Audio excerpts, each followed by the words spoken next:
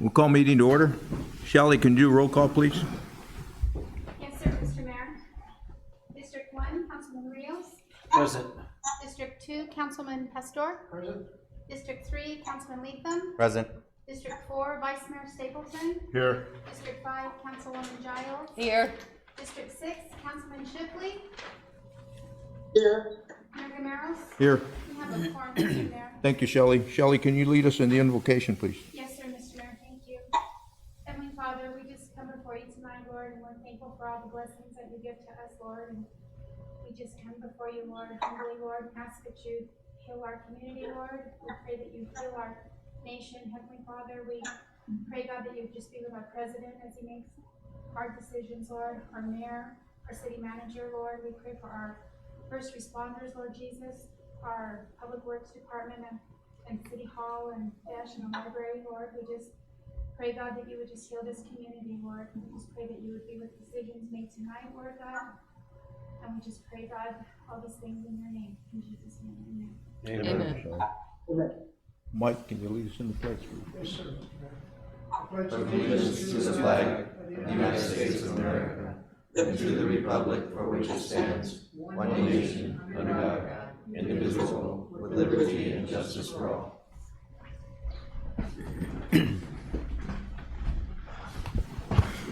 So first we'll go to summary of current events, and we'll start with Jesse down there. Mayor, I really don't have anything to add. I've been home, and that's all I have. Thank you. Thank you. Mike? Not much to add, Mr. Mayor. Like everybody else, I'm hunkered down. I am still going to work at the RTC, but I'm the only one there, so it's kind of nice. But other than that, just kind of trying to be safe. Thank you, Mike. Shirley?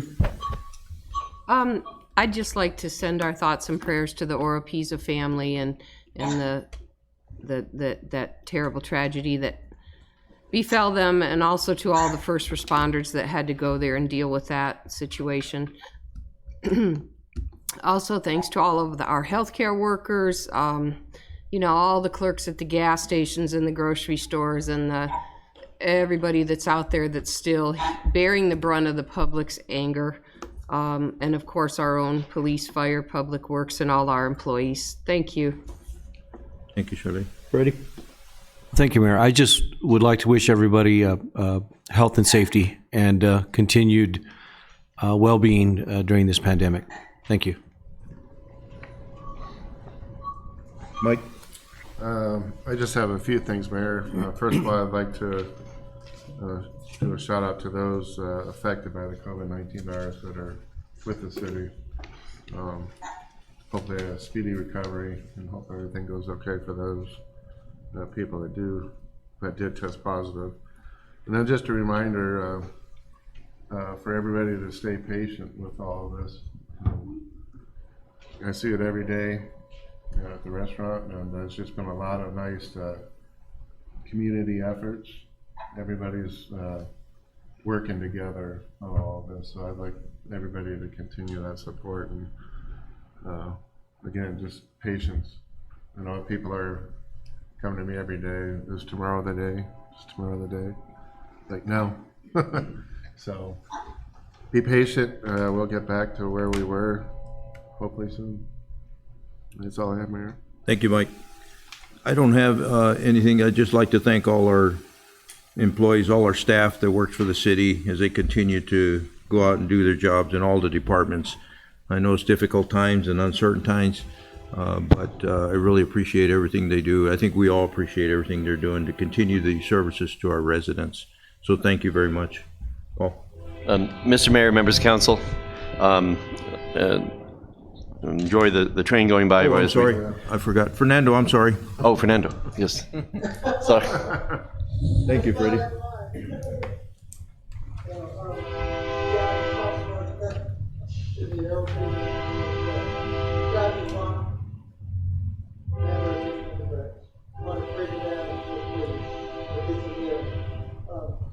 I just want to do a shout out also to the hospital. I think that they've done a really good job of keeping the community safe. They really hunker down and put some protocols in to make sure that nobody gets in the hospital that doesn't need to be there, and just trying to keep everybody safe. So I just think they've done a great job. And that's it. Thank you, Fernando. I'd also like to add something before we go on to Paul. Make sure that one of the comments we got is they were unable to hear us on the microphone. Make sure when we talk into the microphone so they pick us up, the people that are online. Thank you. Paul? Mr. Mayor, members of council, thank you very much. We were showcasing our updated virtual format here with Councilman Shipley appearing on the screen. We have a little bit spaced out. I think it's more comfortable for the council to see each other with me separated here. There's 10 people in the room, and I think no one's within 6 feet, so we're in compliance with CDC. And again, kudos to all members of the City of Globe staff for everything they've been doing these past weeks, and every Monday it's always we hunker down and take another run at everything needs to happen. So your staff is out there and doing a wonderful job. Mr. Mayor, members of council, thank you. Thank you. We go to our first community call to public, and what we're going to do with this one is if you sent a request in or an email in, they will be read. We will be discussing our guidelines for virtual meetings for the future. We learned a lot in our last one and how we can correct and be more efficient with it.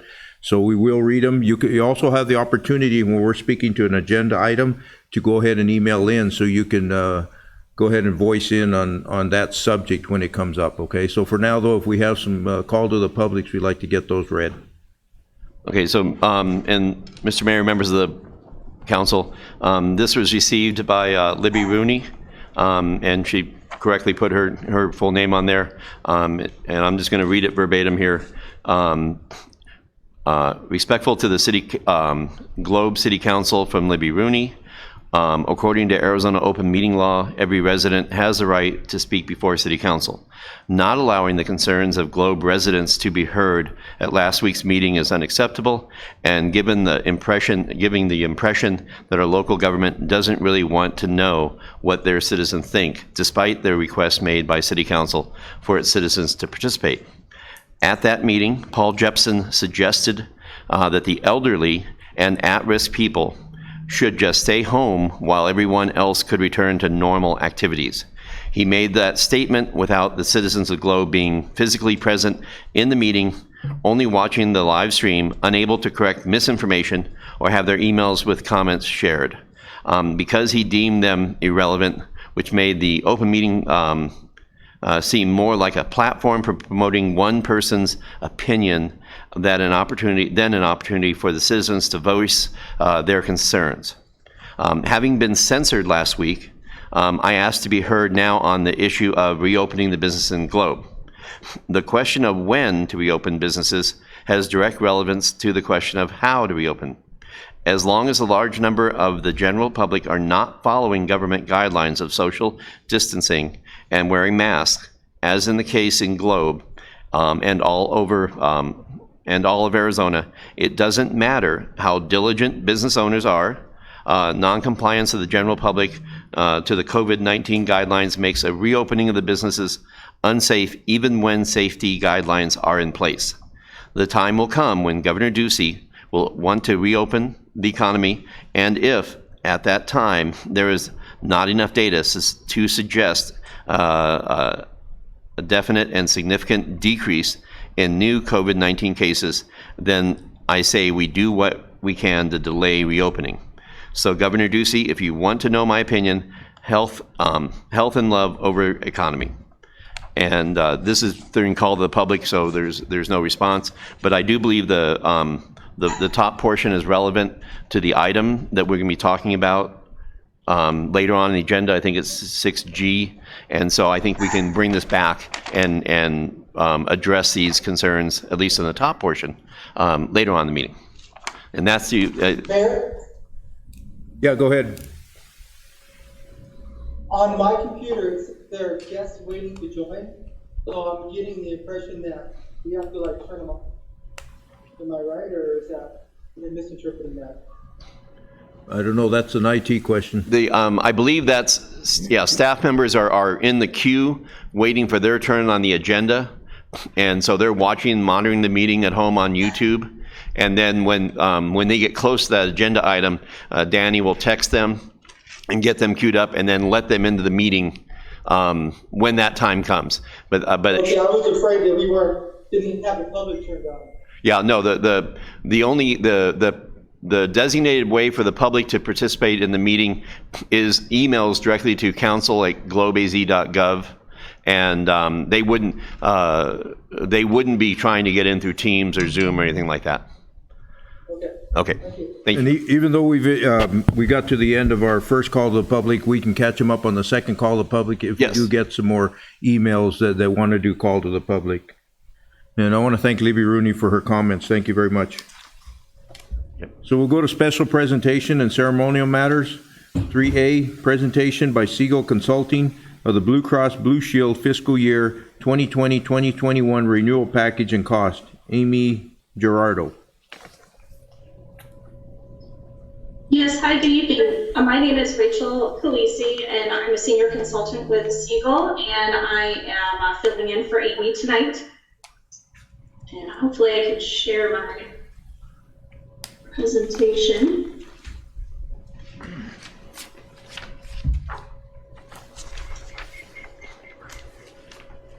All right. Can everybody see that? Yes, ma'am. Yep, we see your screen. We can expand it. Great, thank you. Yeah, she. Great, okay, thank you so much, and good evening, everybody.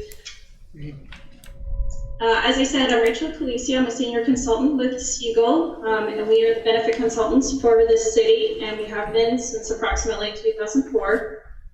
Tonight, I'm just going to run through a quick introduction of myself and Siegel, and the medical plans and other benefits in the renewal, and any benefit changes that we're anticipating for July 1st. Now, before you start, can you click on Start Slideshow and make that go full screen on your monitor so we can see it full screen?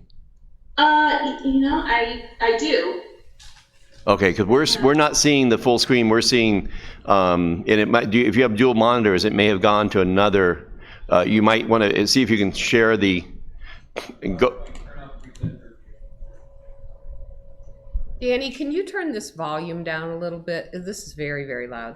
Yeah. Thank you.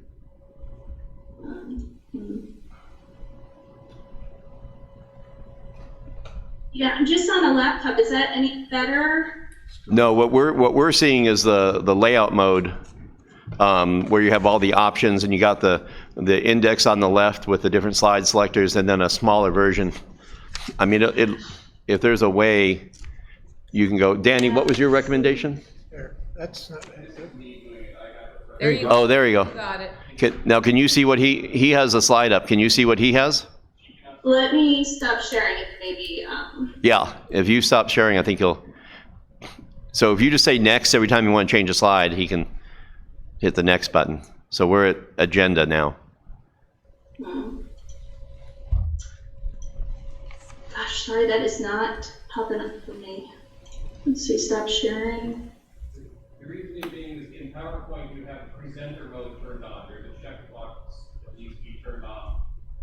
If you reshare your slideshow. Okay. On the top, just top left, just barely above your mouse, here, no, far to the right, there's a thing that says use presenter view.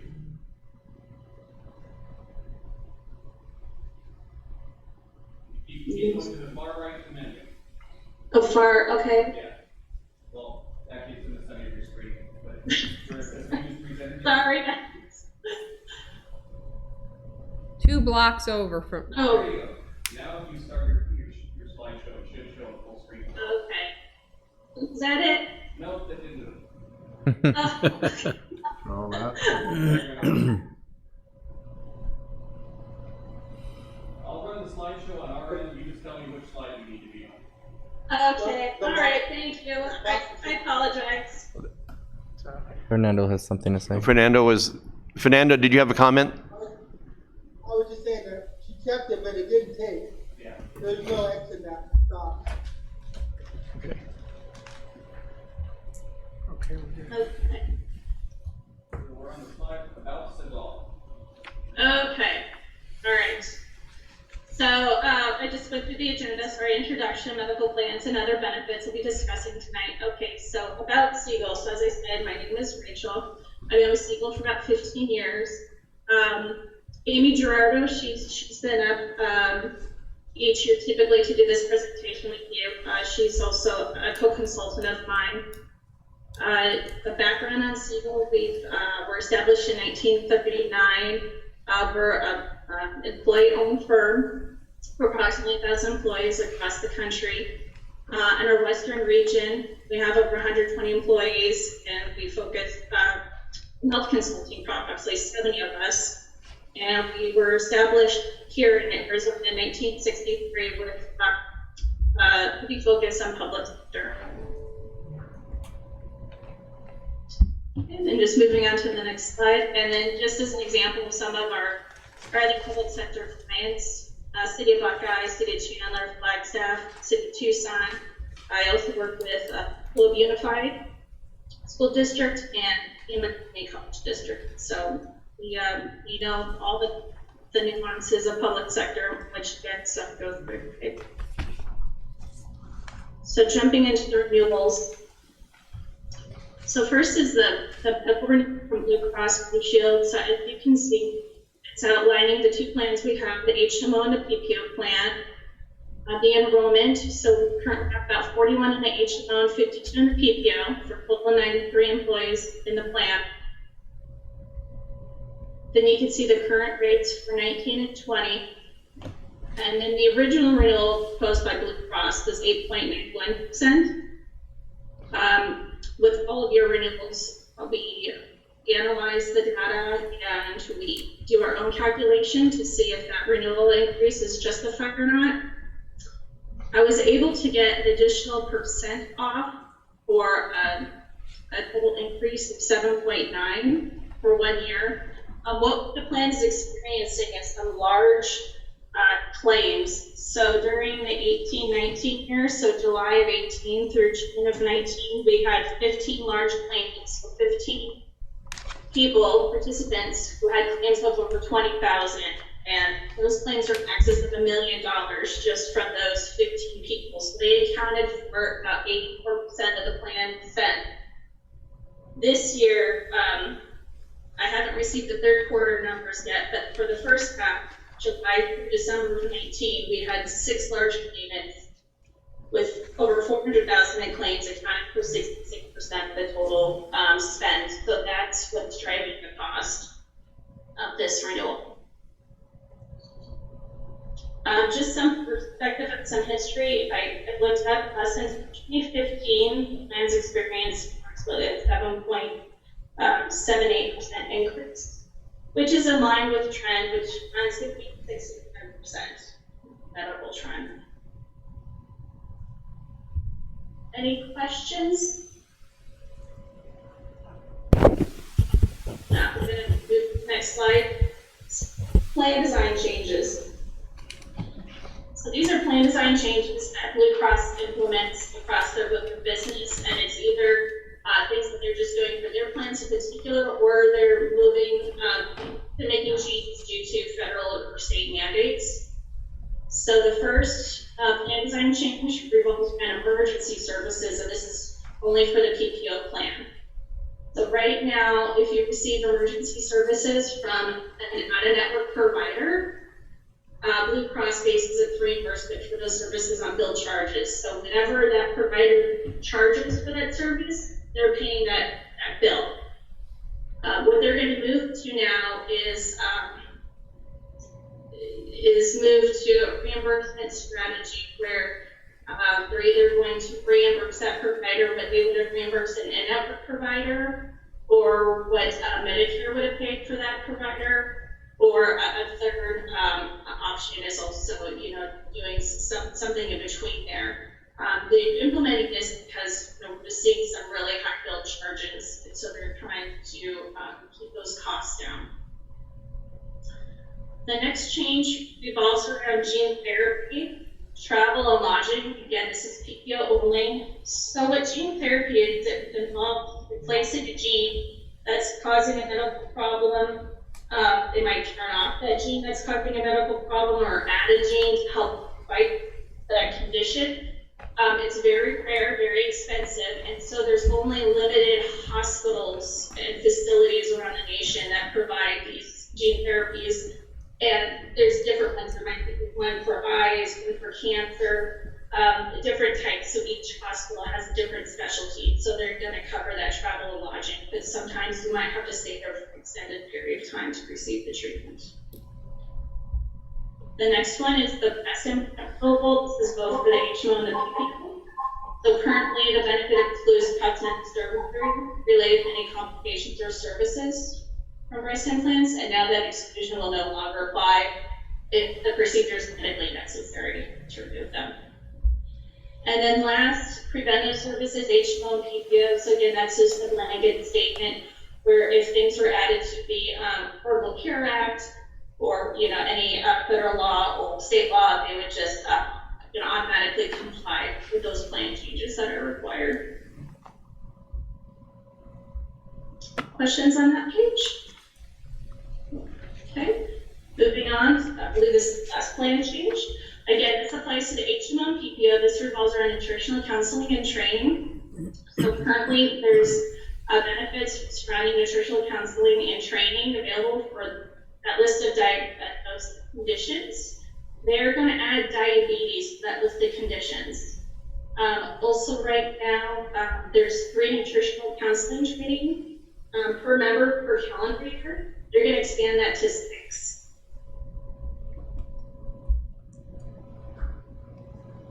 Okay. Question, Mr. Mayor? Mike? Yes. Did you say that the diabetes is being added, but there are some restrictions on it?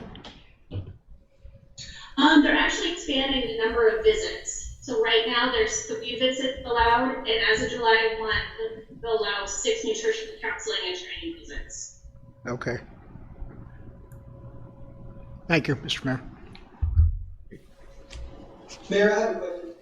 Fernando, go ahead.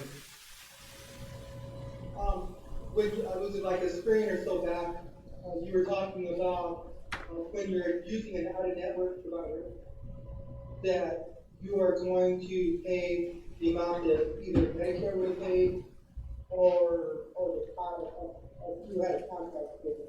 Does that make the patient responsible for it?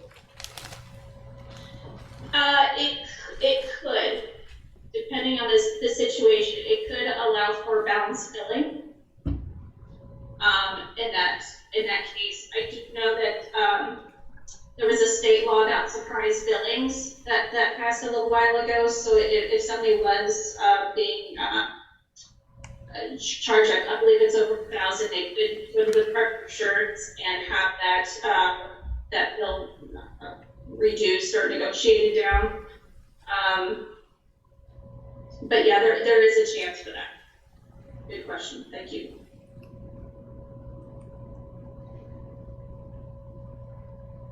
Any other questions? No, go ahead. Okay. All right. Jump down to the historical medical claims loss ratios page. And so this is the historical loss ratio that the plan's experienced since 2007.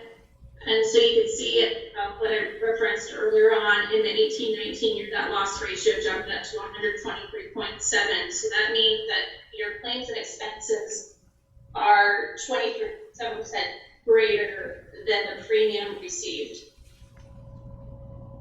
So again, that's the main driver in the renewal increase this year. Okay. Moving on to the dental plan. So the dental is currently with Pike. It's 97 employees enrolled. This was negotiated last year during the renewal season. I was able to negotiate a 2-year rate guarantee. Again, the rates will hold for another year. One thing to note is that due to COVID-19 and due to non-essential services and provider offices shutting down, obviously there's been a decrease in utilization during this time. So MetLife announced the other day that they're going to get a 25% refund of April and May premiums to the group, just due to that reduction in utilization. So an email should be coming shortly with some more information on that. I did want to put that out.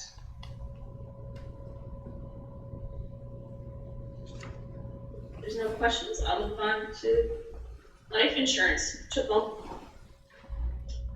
So Mutual of Omaha is the life insurance carrier, the basic and voluntary program. So again, the basic life is $50,000 benefit for active employees and council members, and then there a benefit for spouses and dependent children.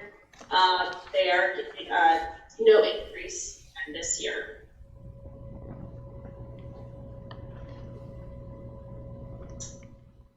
Next is the vision for VFP. We have approximately 99 enrolled in that plan. Again, this is another one that we negotiated last year to provide a rate guarantee for 2 years. So we're entering the second year of that guarantee. And so again, no increase there.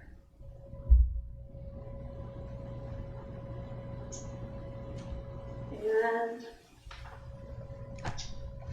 does anybody have any questions? Questions, comments? I have a couple of questions. Go ahead, Fernando.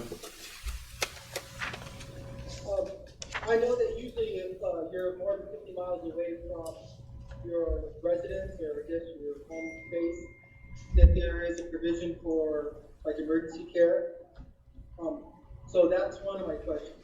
The other question is, when you're in a rural area, you don't contract with all the providers. What is, there's some kind of requirement that you do that? Okay, so if I think, a little hard to hear, but if I understood your first question, it had to do if you're more than 50 miles from an in-network facility, could you see an out-of-network facility and get that covered? Is that correct? Yes. I would have to double check with Blue Cross about that, but typically, yes, if there isn't a provider within a certain range, then you could see, they make an exception for a network provider. I can confirm that radius for you back, just don't know that off the top of my head. Okay. I have a couple of questions. The plan that the city has right now does not have a, for hearing, does it? Any parts of that paying for hearing?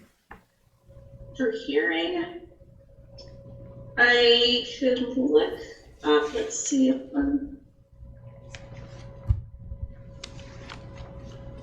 I can see anything real quick. I know hearing aids are not covered. There might be a hearing exam. I can double check on that. Okay. And then I guess this is more of a question for the future when she comes back or they come back. Now, we're still offering our employees either to be an HMO or PPO, except for new employees, I think, from last year's, what we passed, right? Correct. Correct.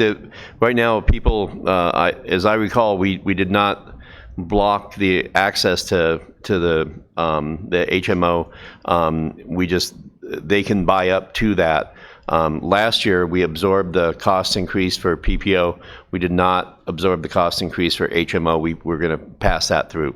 Okay. can we get those comparisons again this year just to look at? And I'd also like to listen to any comments that our employees have, whether good or bad about the PPO versus an HMO. I've heard good comments and I've heard bad comments about PPO. So I'd like to at least hear from them if there is some comments out there, And I believe I'll have to double check that during sign up they can. I'll have to check on new employees. Let me find out on that if new employees are allowed to go to HMO. Yeah, I don't think our new employees are. I think we restricted them to PPO, but I'm talking about current employees that have years of service that can switch. Yeah. I'd like to hear those comments before we move on before we open it up for when is open enrollment. Right, and I think as long as we allow those people who have tenure the ability to switch back and forth, if they're unhappy with the PPO, and it depends on your personal situation and how your family and how you function. I don't think there's a restriction. If they're unhappy PPO, they can go to HMO and back and forth. But let me double check on that. Okay. Thank you, Mr. Mayor? Ready? I believe, unless I missed it, I believe Fernando had 2 questions. I only heard one answer. Is that accurate? Fernando, the second question, the first question was about 50 miles away. Second question was about something about rural. Yeah, I was just trying to see if there was some kind of requirement that they actually contracted with providers that were in the area. And I know that I was looking at the 50-mile thing, because if you get hurt and you're in the valley, you're 90 miles away. So usually there's a provision for emergency access, but not a routine appointment. But my point is that we don't have that many providers that come here, and if they don't contract with them, are they out of network? Right. Okay, so I'll take that activity across and see what their recruiting efforts are for the area. Obviously not emergent. Emergency is one situation, but I'll check with them what they're doing on recruiting and how they would do that with just a regular PCP provider or family practice. Thank you, Freddie. Any other questions, Mr. Mayor, members of council? We'll move on. Nope. All right. No. Well, thank you very much, and again, thank you to Seagull for your, I think, over 10 years of service to the city. We always appreciate your help, and I'm sure we'll be working through as we get this wrapped up for the budget year. Thank you. All right. Thank you. It's a pleasure. Have a good evening. Thank you very much. Thank you. Item B, presentation by the Arizona Register of Contractors on when a licensed contractor is needed and what flexibility exists in exempting certain types of construction activity from ROC requirement. City Attorney Bill Sims and Arizona Municipal Risk Retention Pool AMRRP Ed Bantel will speak to possible impacts on city liability that must be considered when discussing such changes. And I think we're looking at tabling it, but we do request the question, make sure that Right. we have those for the future. Mr. Mayor, members of council, let me explain. We would like to table this. We had all 3 people lined up. When we got into the details of the nature of the questions, I think they, given everything going on, they would like some additional time to research the original questions. I think it'll expedite the process. I have a couple questions I know that are going to be asked, and I think we let them do their homework, come back with the core questions, and then council can do the follow-up questions and get to some of the more detailed issues that we're looking at. And so we asked that they take a rain check. I wanted to get with council now and double check on that I'm fully aware of what type of information you're looking for. I have an idea. And let me start with I think the big 10,000-foot question. This is the one that Councilman Shipley and I talked about, and I talked with them on the requirement of a commercial structure to have to use a general contractor. He had a 3-part question on just this one. Where is it written that a commercial project has to have a general contractor? Whose requirement is it? And do we, as a city, have the ability to change that requirement? Depending whether it's state, whether it's the IOC code or whether it's city code. There's various levels we can change that, but I think that everybody would like to say, instead of like, oh, that's the way it is, you want to see what is the formal legal binding language that requires that. And so I think having that prepared and question given to them, they may want to give a response ahead of time and then speak to it or bring that here. So I know that is one of the key questions. I also know the second key question is things like drywall. In a commercial structure, does the owner have to have a general contractor hang drywall on interior walls? There are variances on that. Interior walls that have electrical and plumbing, interior walls that have no electrical plumbing, interior walls that are decorative. I know that is some of the questions we had. And then, Mayor, what was the other one that you would share with me tonight? The Non-bearing walls, well, you did, and I think they were decorative walls. Yeah, But so- then the other thing is if we're in there, we're doing inspection, fire and building inspections, how much of that liability are we absorbing? If we're in there doing it, the general contractor assumes liability, but we also assume that liability too. Right, and so the split between the liability, both if a contractor is doing it, what's the liability requirements or the liability, percentage between the contractor and between the city and their inspection crew. And I think also if it's a contractor or if it was made to be the owner doing it without the general contractor, how would that liability work also? So I do have that down there here.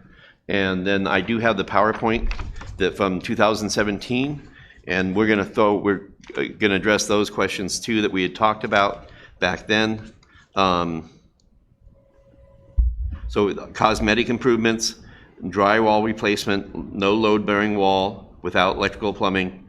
And all this is commercial. I think the whole conversation is limited to commercial. Drywall, new framing after plumbing and electrical inspection. Okay.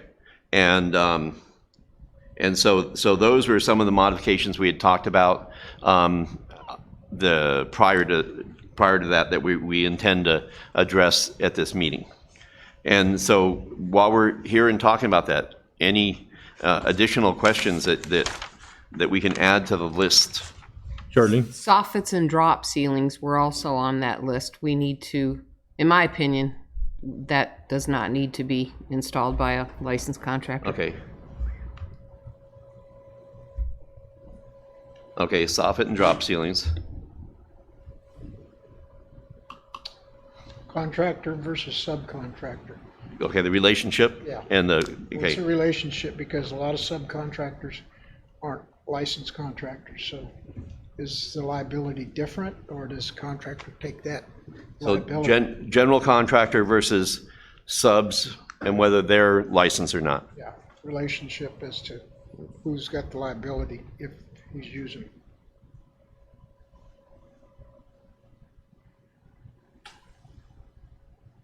Okay, got that. No, that's order.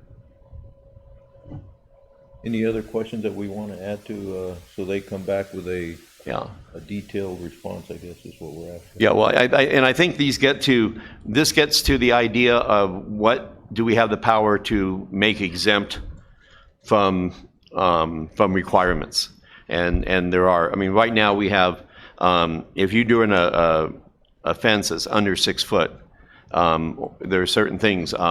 Painting the outside of a commercial building, we don't require a permit for that, so there's no requirement for a registered contractor to do that. And so that is how a lot of times we get. Excuse me.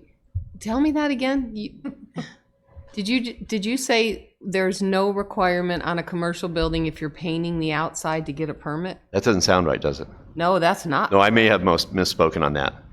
Because Okay. we made people get permits. Yeah, They so, were okay. Not happy. So I'm not only am I bad at medical, okay, I'm bad Okay, at. so that should, and there's another thing that should be on our list, because that's ridiculous to make, just because it's a commercial building, to make it have to be a commercial painter. I can use that old paint roller pretty well myself, and I got a ladder and, a pickup truck. Good question. So Okay. that shouldn't be. Yeah. There was something else too that I just, So then we have things that hang over the right of way, and there's we have requirements because the public walks underneath things. And I'm sure that I'm kind of imagine that's going to get into it too, overhangs and that. so something else that we should really be asking about is I want to see the law. Yes. Okay, I don't want the attorney's interpretation or. No, I want that's- to see the written law that says. Yeah. You have to do this or you're in violation. Yes, Okay. that is what we weren't going to get past tonight. You weren't going to get that tonight, and that's why we tabled it. Because I think a couple of you have said, where is it written? I think Councilman Shipley, he's what he said. I want to see where it's written. Where does it say, contract, and I know this has been something, and I get it. I always want to see the same thing also. It's like, show me where it's written. Mr. Mayor, I have a question. Go ahead. What about ceiling fans, light fixtures, other interior improvements that I've been doing since this whole COVID-19, and I didn't hire a contractor? yeah. Well, are I'll they be straight up with you right now. replacements? See, if they're replacements, that's different than installing new. Why? Yes, well, that's a good question. Why would it be? Well, our code currently says if you're replacing existing, it is permissible to not even have to get a permit. No, that's not. Yeah. The gal that's. I'm not going to Again, answer. I want to see it. Copper Splash I don't just know. changed the sign from Blue Mule to Copper Splash. But That was the sign. But she It says removed the existing- sign. existing- If she would have left the sign and then did it, that's what the loophole was. Yeah. And the change in the name triggered the permit triggered the requirement that a contractor do it. Every time, and that's where you get that's what we'll discuss, is the fact that if it's permitted, then it triggers certain requirements, and that's what we're going to explain in detail. Mayor, Jesse, go ahead. I want to know the difference between a handyman and a contractor. Why can't I just hire the handyman? Why do I have to hire a contractor? Yeah. If I am, And there if are I'm taking the liability on, it's my home and I want to do it, then and there are distinct written descriptions of both and the threshold and how they fit. And so that we can get, but the our handyman code, versus contractor. but our code says a handyman is only to $1,500. Yeah. Anything above a $1,500 improvement per City of Globe's code, you have to hire a contractor. But we, as this body, have a right to change that. I think we need to So look we at need it. to look That's a into that. question. Yeah, Ask, and if as long as we don't supersede state law, if we have the ability. Well, local municipality cannot supersede state law. Right. We And can't so I do don't, it. I don't know if It's not that's legal. set by Globe or if that's capped out by state law, but that's, again, I don't want to, pretty sure it's answer the Globe. questions, but I want to find the answers. And so this will make this a more productive and expedient meeting because we'll have our list. And so the $1,500 cap On handyman, yeah. on handyman is that, and anything on our code is on the table too. So we'll have our attorney here, we'll have our risk pool person here, and then we'll have the gentleman from Did you get them hotel rooms? What's that? We'll have them virtually. No, Well, this is going to be a long meeting. no, I know, that's why could have this a meeting got a special lot meeting. shorter. when we did. It's going to be days if we're going through the whole zoning code because I got that thing all written up. So, city code. So Paul, yeah, go ahead. So I spent a little time yesterday on the exterior contractor website trying to find when you needed to hire a contractor. And it quite clearly specified that whoever pulled the permit, whether that be the owner or the contractor, is the one held accountable for the work that is done. So basically it says, if you hire a contractor, that gives you a level of protection because the contractor is the one who's held accountable. Okay, but it does not say that you have to hire a contractor. Now, it does go on to say that if a city or municipality or a government body may require specs and drawings showing that it is going to be done according to code. And it said that in that case, it might be easier to hire a contractor because they're prepared and able to do that. to meet the code specifications. But it does not say that you can't do it yourself. And so I tried to hunt and said, when are you required to hire a contractor? And I can't find it. And then the thing with the painting of the buildings, the reason we have to go through, follow the building code is because we're requiring them to have a permit to comply with the color palette that we have, which was the same issue we had with the sign. But why you have to hire a contractor to hang a 30-pound sign is beyond me. You should be able to look at the sheer strength of a bolt and know that it can hold that weight or not. And that's my whole point. I'm not trying to avoid code. I think we need to follow code. And I think when you're required, if you have a permit to do something, whether it's electric work, plumbing, drywall, whatever, you should get that permit. My point is that you don't have to be a licensed contractor to do quality work. That's the basic gist of my discussion. And I'm not going to accept an attorney who's telling me, well, I wouldn't advise it. Well, okay, thank you.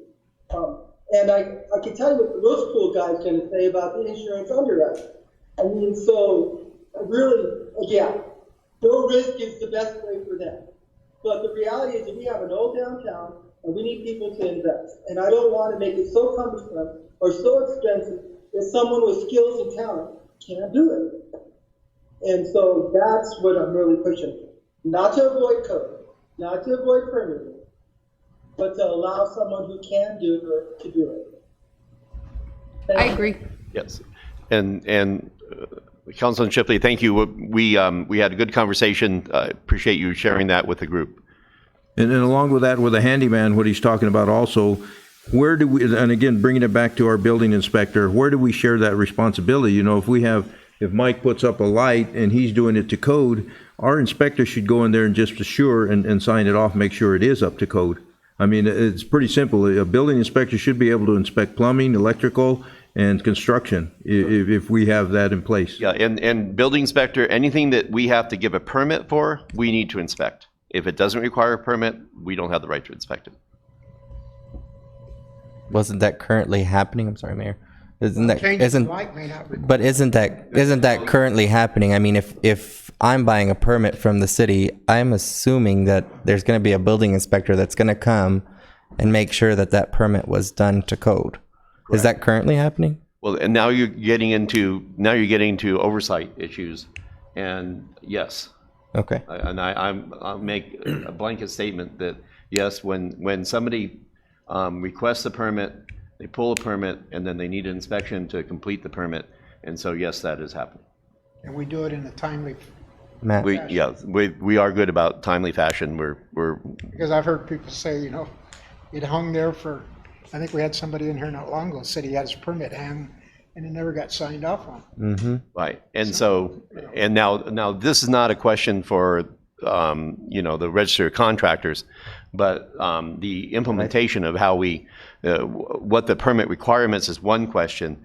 On an operational level, how we implement and manage policy, that's a separate question.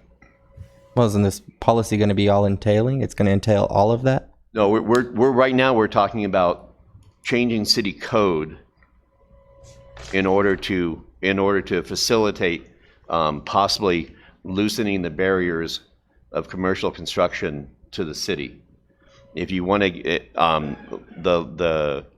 the structure of how the building department implements their and achieves their policy requirements, that's at a different level, and I don't see that overlapping with this question. It's an internal. I don't know. I kind of do. I mean, if to Fernando's point, if we're going to make this less cumbersome to people coming into the city or trying to pull a building permit, when I come to the city and pull a building permit, I want to know, okay, how long do I have? Do I have to call you? Or are you going to come to me? Yeah, and I mean, Register of Contractors, I'm sure they've done this many of years. They have this ironclad, so that should be a question as to what do they foresee? What is their policies? How do they do what they do? And in actuality, there is something, and I have it in the room. And it's something like it's something Bill of Rights. It's a builder's Bill of Rights, but there are detailed timelines and requirements and restrictions about when you come, how quickly you come, what you sign off for, and that is a policy level, and the policy that we ask to share with who we do. That policy is something that we can share with council, but I don't see it. I mean, I don't see that getting into this meeting, or it will be an all-day meeting. But if that's something that we want to review and have a presentation on, definitely that's something we can bring back. I would like to see those in 2 different meetings. I think maybe one needs to go and then the next need to go. I mean, we've been here I've been on this council now for 2 years, and we've been asking for this to be done. So I'd like to see it. I don't mind. I mean, I think we're going to be here for a day already, going over all of this. So you've called a council meeting every week. So here we are. Well, and I will tell you that we're in the process of rewriting those policies. That has been derailed somewhat or put back just because of some of everything else going on. And so we do have contracted for someone that is working to put updated policies and procedures that address that very thing about how we do meetings, how we do inspections, what is required. But and so what we're going to inspect is question 1, how we go about inspecting and how diligently we inspect and how quickly we inspect is a second part of that. And so my question to council is what do we expect on a timeline? Would you rather see one comprehensive meeting in the future, or something we put together in about a month when we can get these people back in? Maybe 2 to 3 meetings. What would be your preference? Because I can't satisfy both of those requests in a matter of 4 to 6 weeks. I need more time, but I think we can satisfy the request that this initial presentation was about, which is about the ability to modify our city code to lessen the burden. I think I believe we can satisfy that one in either a 4-week or a 6-week cycle. I'm shooting for 4, hope for 6.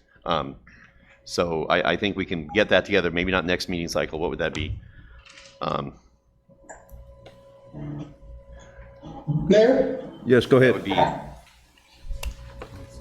So, 26. my gut feeling is if you try to tell them that you want to change building codes, they're going to tell you to pound sand, okay? Because they do a lot of work to make sure that buildings are built correctly and safely, right? So that's what the code is for. So I'm not concerned about following code. My concern is our interpretation of code. So I want things built to code. I'm just questioning our interpretation that it has to be done by a licensed contractor. And where does it say that? Because I can't find it. And when I search the Register of Contractors website, they also don't say that you have to hire them. They say that you maybe recommend that you do, but it doesn't say you have to. And so you're trying to start with, we want to change the code. You're wasting your time. Right? But that's not really what I'm after. What I'm after is, what is our interpretation? And at the Register of Contractors for Arizona, it said that a handyman could not charge more than $1,000 total, and that included materials. So that was so I don't know if we have a different interpretation of that, but that's what I read last night. And that's it. Thank you. I think instead of rushing it, that we get the information we need before we bring it back, and so we can address. I think the main thing is we want to know about the Register of Contractors. Bottom line. So to Councilman Letham's question, do you want to break it into 2 presentations, or you want to combine it into 1? If you need more time to break it up into 2, break it up into 2. Yeah, I mean, I would like to do a smaller chunk, get this level of question handled. Look for May 28th. I think we can do that. We started down the path. We're working on it. Catch everybody while they're, we still have them on board. We can do it there. At the same time, we'll be working through and I will tell you that since we hit the the COVID, and went into closing down City Hall, not closing down City Hall, but lessening. We have been very sparse on our ability to do our permit meeting. We're still following projects and things like that, but we're just not able to do the comprehensive and what's the word for working together, collaborative stuff that we need to do.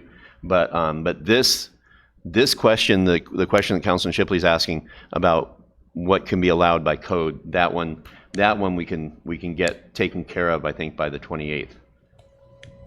And then come back with a second meeting, and we can add that on with the with the future agenda items.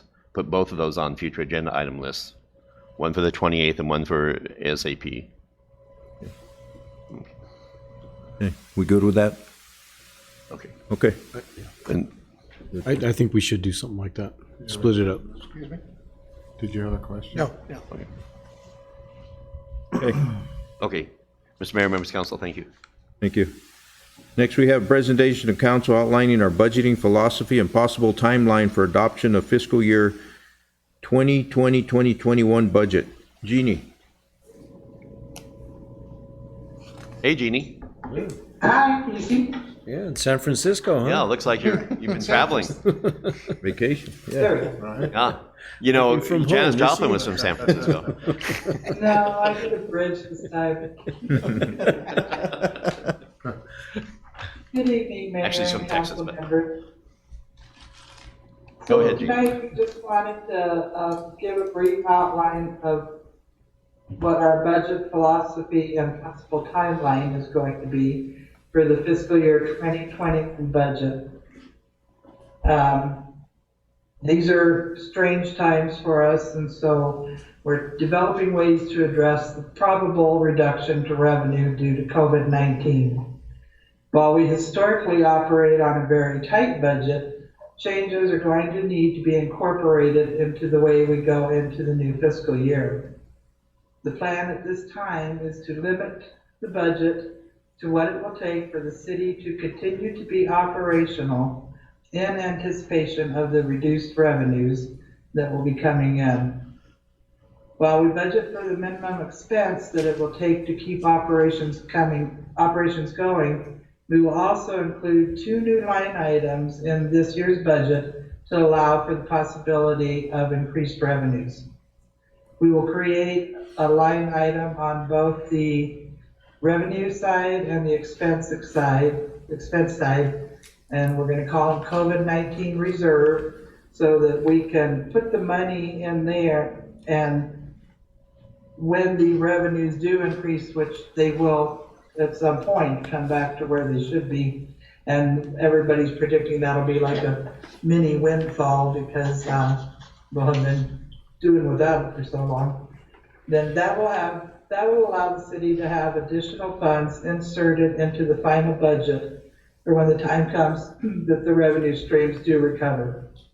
We will also discuss timelines for budget adoption, along with the difficulties in projecting revenues during the pandemic. At this point, we are estimating tentative budget adoption on June 9th, 2020, and final budget adoption on June 23rd, 2020. Paul, did you want to add something? Yeah.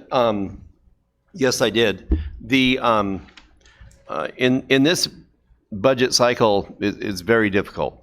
Normally we would start with revenue projections. Well, that's not going to happen. Right now then we would go to CIP, and doesn't look like your normal CIP for additional items are going to happen either at this point. We're going to put forward, and I just wanted to share, I was asked at the Public Works meeting on Tuesday, and I think it's a good question. I'll ask it here. Are we anticipating layoffs because of COVID-19? The answer is no. My goal, my belief is that it's crucial to carry on the what we have had going for the past 3 years. Our largest asset, our strongest asset that we have is our people and the hard work that they do. the number of hats they wear, the way they put out 110% in all departments at all levels. We would be undermining our future if we cannot carry through and keep this staff together. And so my intention is to put together, our intention is put together a budget that is bare bones, as little as possible to operate, but fully funding the current staffing levels. Just seeing one person cut because of budget sends a ripple effect of who's next. Oh my gosh, you know, there is no security. I tell you that that we value our employees. I value our employees. I want to put a budget towards council that includes that full funding. Now, when we get to the budget period by roughly June, early June, when we have to do a tentative and then a final, we're going to show you that bare bones budget with the revenue projections, because by June we should know what April revenues were. April was be the first month where we've had the total tank of state of sales tax, both direct city sales tax and state shared.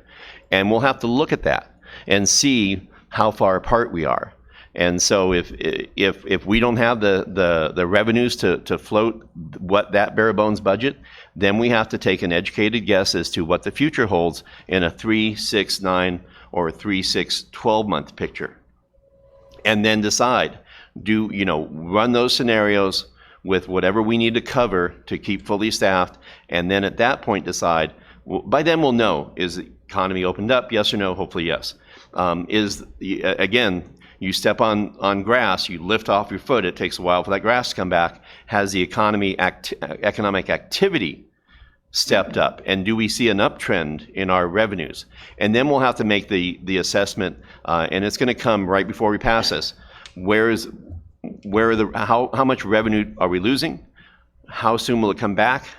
And can we afford to carry across using our contingency to get us across the other side? So when the budget does come back, when the COVID crisis ends, we can go back with a fully staffed, all the same people, and pick it back up on all the projects and pick back the success that we've had up to this point.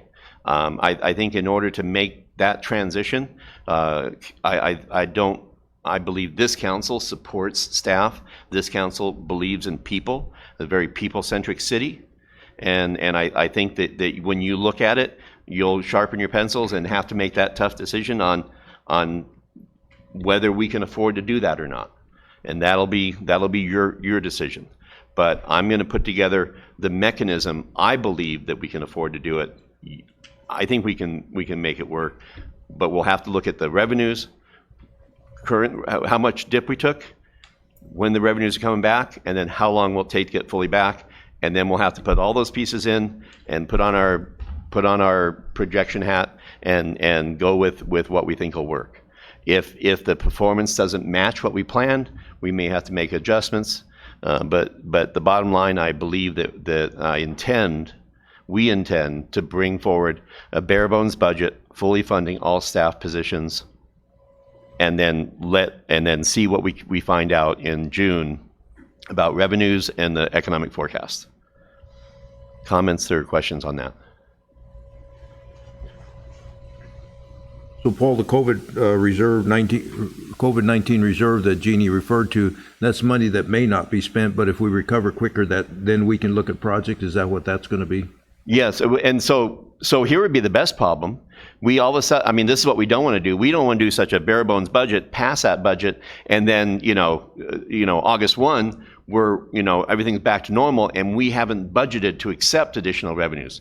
So we're going to pass at the minimum the same budget we had this year. We will pass that again and have that ability to do what we did last year all across the year. And that way, and this is what other cities are doing, passing the previous budget and then allowing, now that budget won't be fully funded, and that's that line item that Jeannie's talking about. And so we won't be able to spend, and I use the bullet thing, we'll have fully funded for so many boxes of bullet. We'll put in the budget so many boxes of bullets, but will only allow the purchase of a limited amount until we see the revenue markers that it's come up, and then we'll have it in the budget. The funding will come back, but we can budget for it with empty. It's like grant funding. We fund for things with grant on the anticipation of grant funding. We'll be doing this in the anticipation of revenues coming back up at some point. Jeannie, did I butcher that? Did she just disappear? No, Yeah. sorry. So help me, because I can see in your face that you can probably explain this better than I can. Okay. You did fine, that's the whole point. Got to build the money into the budget responsibly, because if it's not in there, you can't spend it if it does come in. So, like I said, we historically operate and build such a tight budget anyway, that basically we are going to end up, excuse me, end up passing pretty much the same budget as we did last year, but with those 2 new accounts that we will put additional monies in so that when our revenue recovers, we can utilize it. Okay, and so I will tell you, a lot of our hopes and dreams for this budget cycle are gone. I would say that I don't see ability to do any major spending in any type of aquatic recreation pool, anything like that. That's going to have to wait. Anything that was a big hit or even a little hit on CIP, I think needs to wait. We'll talk again and further in the agenda about land procurement, which is a value that's only going to go up, but any type of looking at capital facility construction and bonding, that's going to have to wait. That's not going to happen this year. I think we were planning to hold 2 years on that anyway. So there, right now we need to make it to the other side of this recession, and hopefully that's not a long trip. Okay. Questions, comments? I think that's the right move to go. Yeah, we don't have a choice. All we can do is. Yeah. No, I mean, we're, hope for the best, plan for the worst, and but this council and many councils before have done a tremendous job of being thrifty, of having contingency, of saving for a rainy day, of being conservative. And that is why we're in a much better place than many cities our size, because you and the council members come before you, and your judgment and foresight. So we're going to put it all to the test come June. We miss seeing you, Jeannie. Miss you guys too. Thank you, Jeannie, and good luck. Thank you. We know you can do it. Thank you. It's gonna be fun. What a sense of humor. Jeannie, thank you. Item D, city staff will update council on our external response to COVID-19 and our administrative response regarding COVID-19 and City of Globe employee safety. Mr. Mayor, members of council, we're going to pull up Chief Robinson. When we first learned that we had a case, we went to phase 3, a case within the city. We, at the advice of Chief Robinson, we created a incident command team and put that together so we could have a group making decisions with full information and pulling that together. And it's been a great benefit. We meet via virtual meetings twice a day. And so I asked Chief Robinson to kind of run through from the start of that. Is he able to pull up? Chief Robinson, are you there?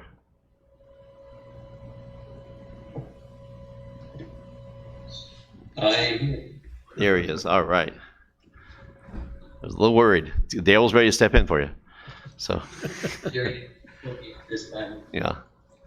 All right. So did you hear my introduction? I did. Okay. And good evening, Mayor and Council. As Paul mentioned, as Are you getting feedback or is it just me? No, you sound great. Okay. I think we're So good. as Paul mentioned, on April 19th, I believe it was, in response to a positive case of COVID-19 within the city of Globe, the recommendation was made and accepted that we implement an incident command team in an effort to accomplish a couple of things. Mainly the standardization of how we were going to respond as a city and as an administrative body when it came to the operations of the city. With that, I was designated as the incident commander. The rest of the team consists of Deputy Chief Bejarano as the deputy incident commander for the COVID-19 response. John Angulo was designated as the safety officer. Paul was designated as the PIO for this one. And then we have the groups that consist of the PD group with Commander Castaneda, the fire group with Deputy Chief Bejarano, public works group with Jerry Barnes, and then the admin and HR group with Chris Colby. Those were the initial team members when we first implemented this. We've since added Jeannie in finance, as well as Pam Leonard to help with the documentation portion of the response. As we work through potentially some reimbursement with this, we want to make sure we're recording some of the actions we're taking and how we're looking at responding and those things that go on. The first challenge that we had as an incident command team was that first positive case, and how did we intend or look at responding to that. The first thing that we kind of put in place, or that was put in place as part of this, is we wanted to determine, number one, what the objectives that we were looking to accomplish with this. And we basically set two very broad objectives when it came to the response. Number one was we need to provide for the safety of our city staff, as well as the public that they may be interacting with. That's pretty much a standard across the board in any type of incident that you may deal with emergency response. And then the other one that was a very broad one was to maintain continuity of essential operations for the city, to make sure we're meeting the needs of the public as we go through this. Again, the first thing we had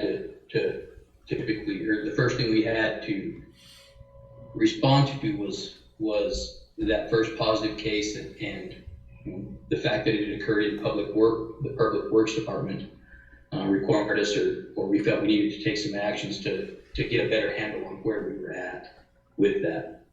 With that, we implemented a one-day stand down of Public Works to allow us to get a better idea of the impact, and then to also formulate a plan on how we were going to return the Public Works back to operations, and how we were going to do that, and to what level we were looking at doing that.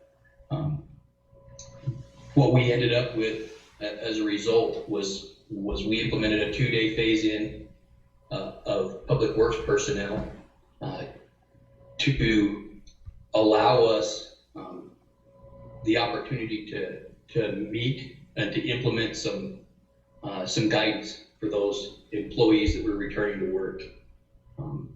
We did that over a course of 2 days. Each one of those mornings started with a briefing from myself, from some of the public works supervisors, as well as the implementation of some health screening that we're doing for each public works employee every morning when they come in, to make sure that we're doing due diligence for them and for their coworkers when they report into work. Those briefings each included temperature checks and symptom checks, where we walked them through the process. The second day, we walked the supervisors through that process, so they have an understanding of how that needs to occur, and they can accomplish that on their own. The first 2 days were done with fire personnel, walking through that process, and then also walking them through some of the basic guidance that we later incorporated into a city manager directive that went out to all the employees. That that guidance was very general at that point in terms of how do we do social distancing, masking up. The masks that we have, they were each employee at that point. We began the requirement of public works employees wearing masks while they're working. Those masks are designed for the protection of those around them rather than themselves. That's one of the things that the CDC, in their encouragement of people wearing masks, has emphasized that those masks are almost universally, outside of mask design as a respirator type mask. The masks that people are wearing in general, most of those masks are designed to protect the people around you in the event that you may have been exposed to COVID-19. Our big focus in doing all of this was we reviewed a lot of the CDC guidelines that were out there on infrastructure workers. We had already done so pretty extensively on emergency responders. Some of those guidelines were similar, some of those were a little bit different, but we took those into account when we began this process. The command team, we started, that Monday morning, of the 20th. We began meeting on a regular basis. We've met at least 2 times a day since that time, outside of the weekend. We worked on it and put together, ultimately with Paul, the city manager's directive, with a lot of consultation from the command group. One of the other things we've also been doing is we've been working on logistics and PPE needs for city employees and getting those. PPE continues to be a challenge. Some things we're seeing a little bit more. We saw a little bit more released in terms of surgical masks. We've seen a little bit more in terms of some of the special gowns and disposable gowns that some of the EMS personnel are wearing. Other things like N95 respirator masks are still very much a challenge. Those gowns are still not, we're not getting significant numbers of those. We have managed on our own to locate and work towards purchasing some KN95 masks that became available through a vendor. So we're hoping that we'll have those by next week as well. Some other things that we have worked on and have really looked into is how do we go about providing for cleaning supplies, not only for workstations and that, but also, we wanted to be able to provide the ability to help decontaminate vehicles on a regular basis. One of the things we looked to for that was, how are we going to decontaminate our personnel in the event that, as on the EMS side of things, that we have a significant encounter with a patient that is positive for COVID-19. And we looked at some products that were out there, and based on some recommendations and what we felt was good information, we've since made a purchase of those, and we'll take delivery of those cleaning supplies tomorrow, and we'll, in addition to the efforts that we've already made, we will implement those solutions into the process that we're using. We created some spray units with guidance from numerous other agencies out there, using an air sprayer for painting with air. We took that guidance, we built those. We have a unit that's portable that we can decontaminate personnel with. We have 2 units that that we can attach to hoses and decontaminate vehicles with. Those units, one of them is stationed at the fire department. The other one is out at Public Works. The mobile unit is carried on the fire engine and is available in the event that we need to use that in the field somewhere, should there be an exposure. With all the actions that we've taken and the things that we've done, you know, obviously we've now sit at 3 cases within the city of Globe.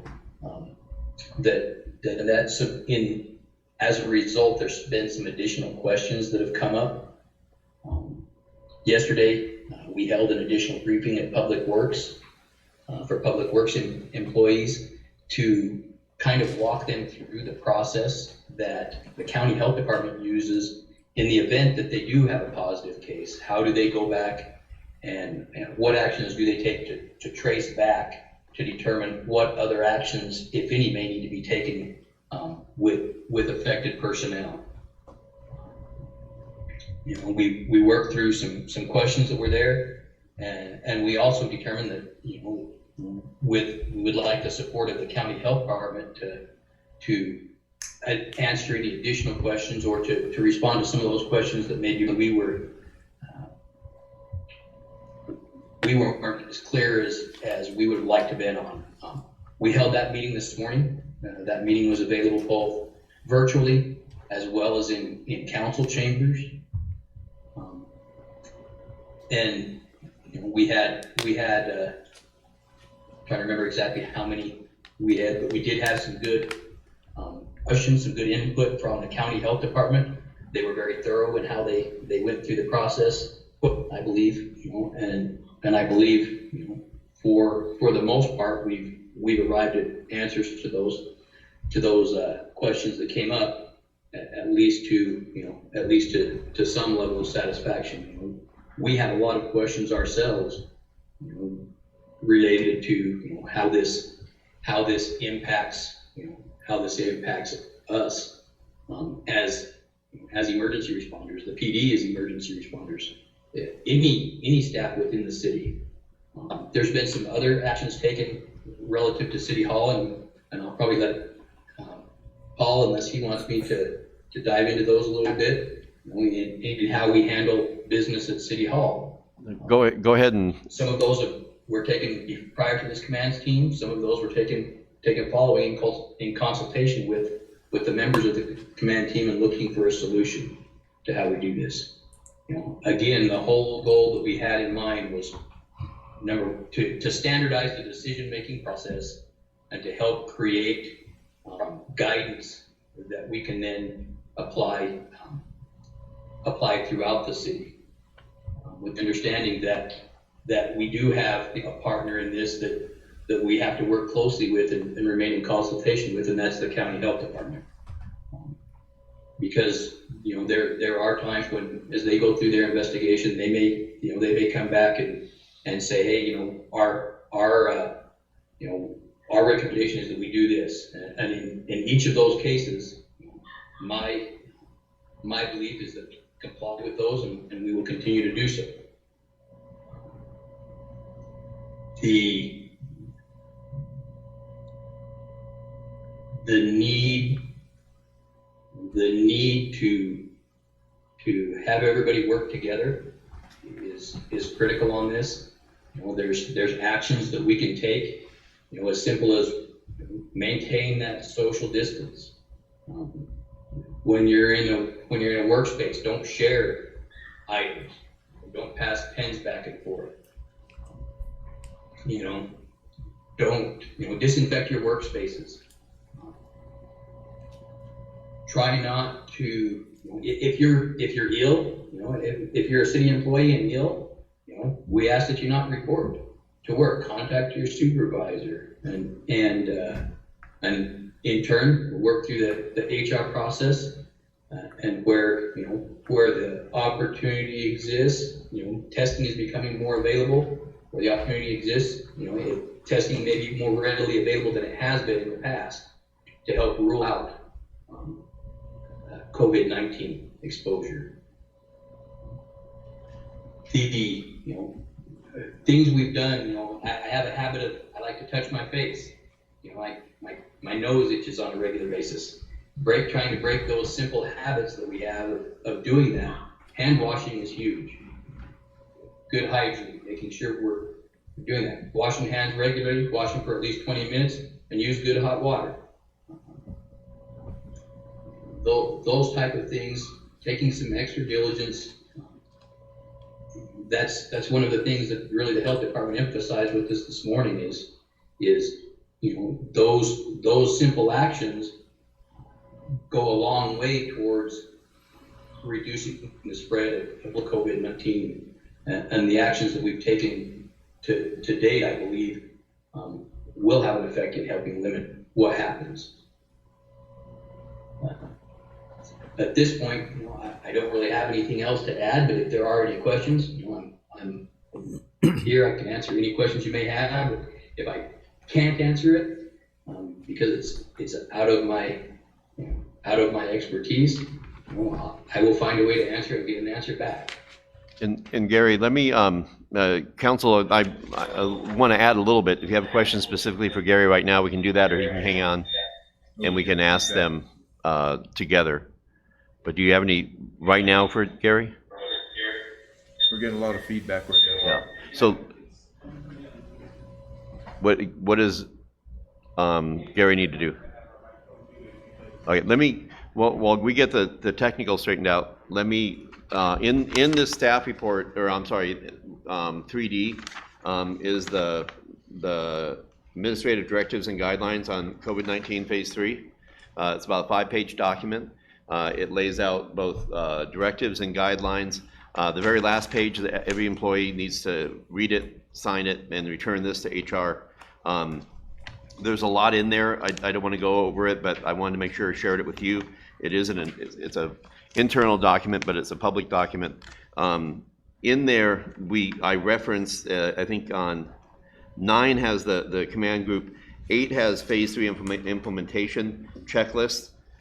This is from the slide that I had been giving at these, and I just want to let you know that how this kind of goes. We had said in the slide, phase 3, seek guidance from county health officials. We've been working very close with county health. They supersede us, they give us instruction, they give our employees instruction, and we adopt whatever they say, because they are the experts. Department closures based on location. As we know, Fleet will be closed for 14 days while that rides out with the staffing. We have been seeing some 14-day self-quarantines that are set by the county. And all the 14-day self-quarantines are set by the county, not us. We are doing some telephonic supervision. Reduction to core service, I will tell you that Public Works, there are things that they are limited command staff, and we're trying to do the social separation, A team, B team with them, get them spread out. So we're adjusting their workload. They're doing core services, but we also have them doing things that fit to this crisis. In this document, and with all staff, mask up, mask protects the people around you. 6-foot separation. Don't, if you're touching something, just because you touch something that you may not know where it's come from, if you wash your hands before you touch your face, you fix that. Having the mask on helps protect that face touching that's going on. One of the other directives, right now, Public Works is everybody's masked up 24/7 for the 14-day period. Until they're at code orange right now, contact level orange. Somebody asked, well, why is PD? PD doesn't mask up in a patrol car. They do if they're 2 up in there. They're 2 people, but they haven't had the contact experience that Public Works. So PD, they're at green, and so they only have to put the mask on when they come in. Members of the public or have to work within 6 feet of each other. I think the biggest thing we've done is we've assigned everybody a building, and you don't go into the other building. You got one building, that's your building, you work with those people, you keep your separation. But if somebody from another department wants to come to City Hall, we have 2 windows, and they call ahead and they meet them at the window. If somebody needs to get in here, council chamber is kind of neutral territory, and we clean it between uses. If somebody needs to get out Public Works, they'll meet them out there, outside. We're trying to make sure that there's no need for one department to be inside another department's building unless if they need to, we'll take it to the group, the command team will make sure it's okay, and then we'll give that approval for that. I will tell you that PD and fire both have needs to have 2 people in vehicles or truck with the field training that's going on. PD will have 2 officers riding together. They'll both be masked up, wear the protective masks. I know one thing we did out at Public Works that was an idea, I think, that is stagger the start times. We're checking temperatures. They get in, they come in, they grab their keys, they check their temperature, they get their assignment, they go. Everything else is by the phone, but they're all coming at the same time as kind of they're bunching up. So we staggered them at 15 minutes by department, by group. And so we don't want them coming in the gate until they're ready to come in, park, get their temperature, have their initial conversation, get their assignment, and go. And we initiated that I think yesterday, and it started this morning. It went very well, I understand.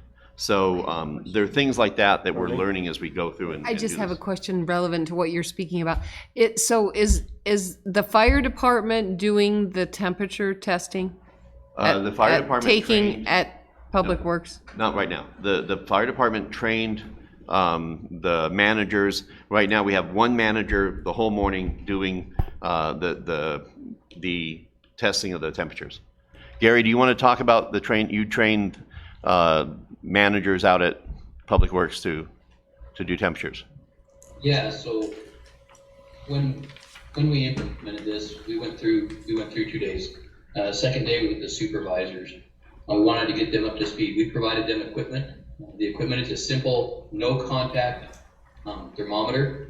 You place it close to the forehead, push a button, and it gives you a temperature reading.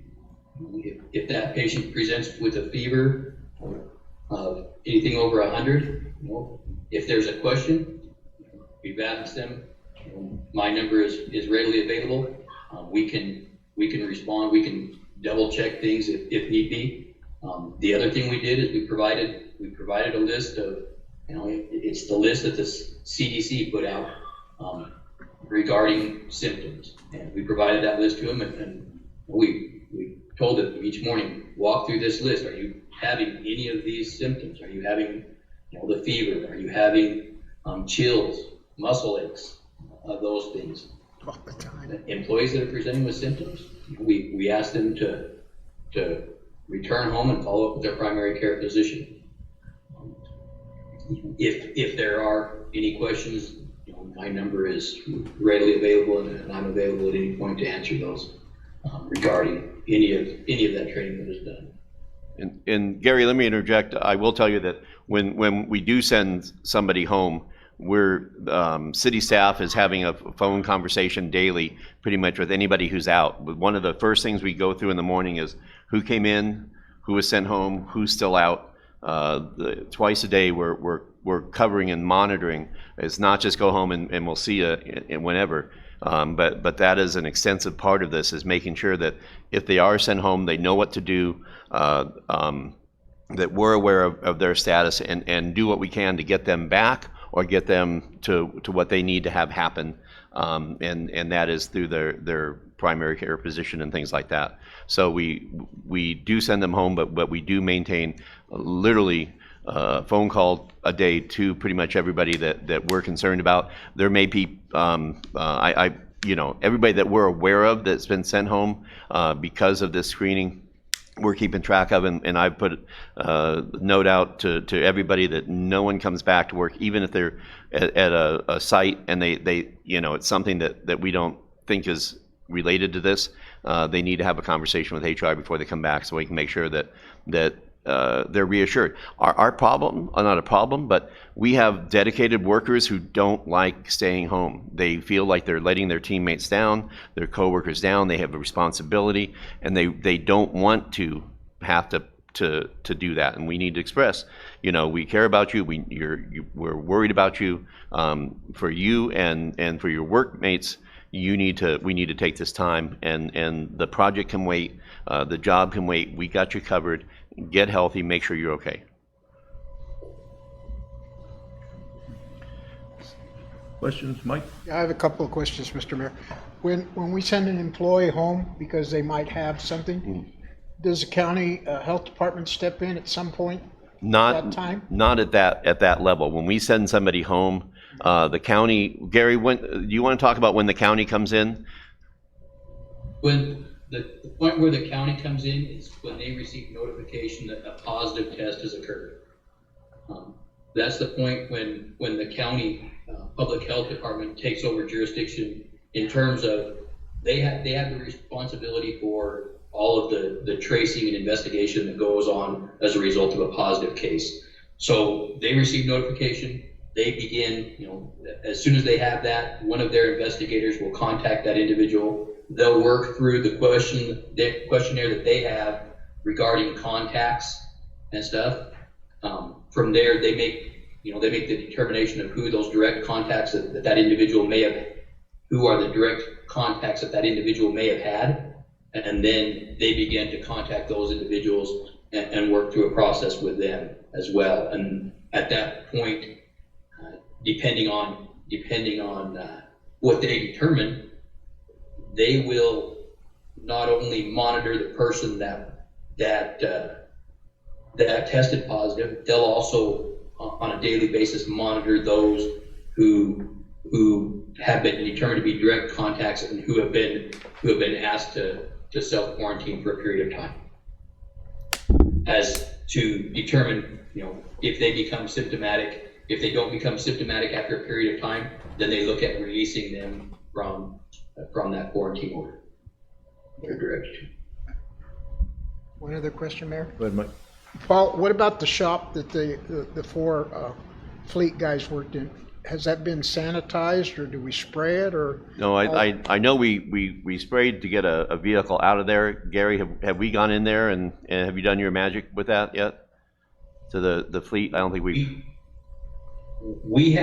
been in there briefly. I went in there to deal with the vehicle that we needed to get out in order to have some stuff done for PD that needed to be done. One of the biggest things that is helpful in this is viruses do not live outside the body for long periods of time. Typically, so far, much of the guidance that has been given for COVID-19, plastics are about the worst culprit, that it will stay for somewhere around 4 days. It will stay viable for somewhere around 4 days.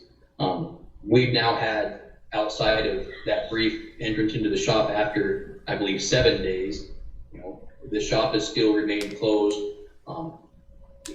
That in and of itself does a lot to reduce the risk. Again, we're taking delivery of some decontamination solutions that are designed for that purpose, and we'll still likely take the opportunity to go in there and at least give a once over to all the hard surfaces that are there in order to make sure we're doing due diligence with that. Yeah, I mean, we had a conversation, we held them back until we get this sorted out. Like, well, we need to get in there, and it's like, well, what's the rush? Let's wait. We'll get it up and running when people are ready to come back. But no need to go in there sooner rather than later. And Gary's put together some equipment that he's kind of hodgepodge together with loaner people donating pieces. And so Gary, as incident commander, is going to make sure that happens before they go back in. Good. Thank you. Ready? Thank you, Mayor. So, Chief or Paul, this is directed to you, but it's obvious that as we go through this pandemic, we're going to have at the end of the day, we're going to have a very comprehensive emergency response plan. Because we're learning as we're going what works, what doesn't work. But my question is, do you think it's sensible to plan for storage of PPE, things of nature that in the event that something like this happens down the road, we're better prepared as a city for our staff, for all of our staff, and also, you know, the protection of our citizens. I'm not saying that we need to supply PPE for all of our citizens, but you know, our staff is our greatest resource, and so I think if we manage to keep them well protected, it also protects our citizens in that we can still provide the essential services. I don't know if some of these PPEs become outdated and are unusable after some point in time, but it's obvious that this country was not prepared for this in any way because of all the shortages that we're having with some of the most basic personal protective equipment. Gary, I'm going to pitch that to you. Yeah, so, you know, the short answer is yes, absolutely. You know, the little bit longer answer is, you know, while we did maintain and we continue to maintain a supply of personal protective equipment, you know, it is our intention going forward to enhance that and try and be prepared for future occurrences. You know, a lot of this PPE does expire. It does have an expiration date, and it will have to be managed in order to do that. No, I don't think anybody foresaw the failures that have occurred in the Strategic National Stockpile System that was supposed to be in place to help support some of this, and that as emergency responders we kind of relied on to a degree probably that we shouldn't have. Although we had a stock on hand, that stock on hand in the event of a significant increase in cases could very likely have been stretched very thin. We are still seeing supplies trickle in, like I mentioned. We continue to try and manage that. We're on our own in some cases. We're also looking at opportunities for funding to help with that process. The Assistance to Firefighters Grant Program that we've applied for both with a joint application as well as with our own application this year, just released $100 million worth of funding on a competitive basis for COVID-19 supplies, specifically related to personal protective equipment. The Gila County Fire Chiefs as a group, I apologize. The Gila County Fire Chiefs as a group have looked at applying for that. We're all working on turning in our data to do that as a whole. When I do that, you know, if we put in for that and are successful, you know, I put in for the city as a whole, and we as a fire department manage the supply that we get from that, as well as, you know, on our own looking for opportunities where we can be able to purchase some of these supplies, set them aside to where we have, you know, at least a month or two of supplies for a significant event. And I think that will allow us to be able to work through these events while at the same time, you know, looking and hopefully having the ability to acquire supplies and to continue to go about. And, you know, it is to judge how much that involves, but in everything we're looking at, it's for the city as a whole versus or is just emergency response at this point. So we manage that a little bit better down the line. Thank you. Jesse? I'm not saying that this needs to be completed now, but I think that it's imperative that we look at operations of council. If council was worst case scenario, get this disease, get this coronavirus, and if, I mean, even if you were incapacitated at the time, what that would look like. I think that we've been planning, and we didn't yet plan for something like this, but here we are. I mean, in this last year, we've seen things that none of this council has planned for. So with that being said, maybe this group could come up with some recommendations as to what they would see and going forward with that. Mr. Mayor, members of council, Councilman Leatham, we were looking at department by department kind of worst case scenario plans, and we're putting those together. I think, yeah, if you know, you can't live in La La Land thinking that key people are not going to go down, from myself included, and for me it would be, I would go to the group and say, okay, where are we at? What are we going to do? You know, how do we do that? There's some additional issues. I hadn't even you know, thought much about that. I hadn't if council were unable to meet, or where some were incapacitated, I think that would be something. I mean, that would be, I believe, where it would be. We would have to hold off on some actions. Council level decisions would have to maybe wait until we can do that, and then we have the ability to operate and keep the you know, things going. But I think those are three, you know, department level, city manager level, council level, Gary, scenarios that we can run through and as part of our command team and have a plan for.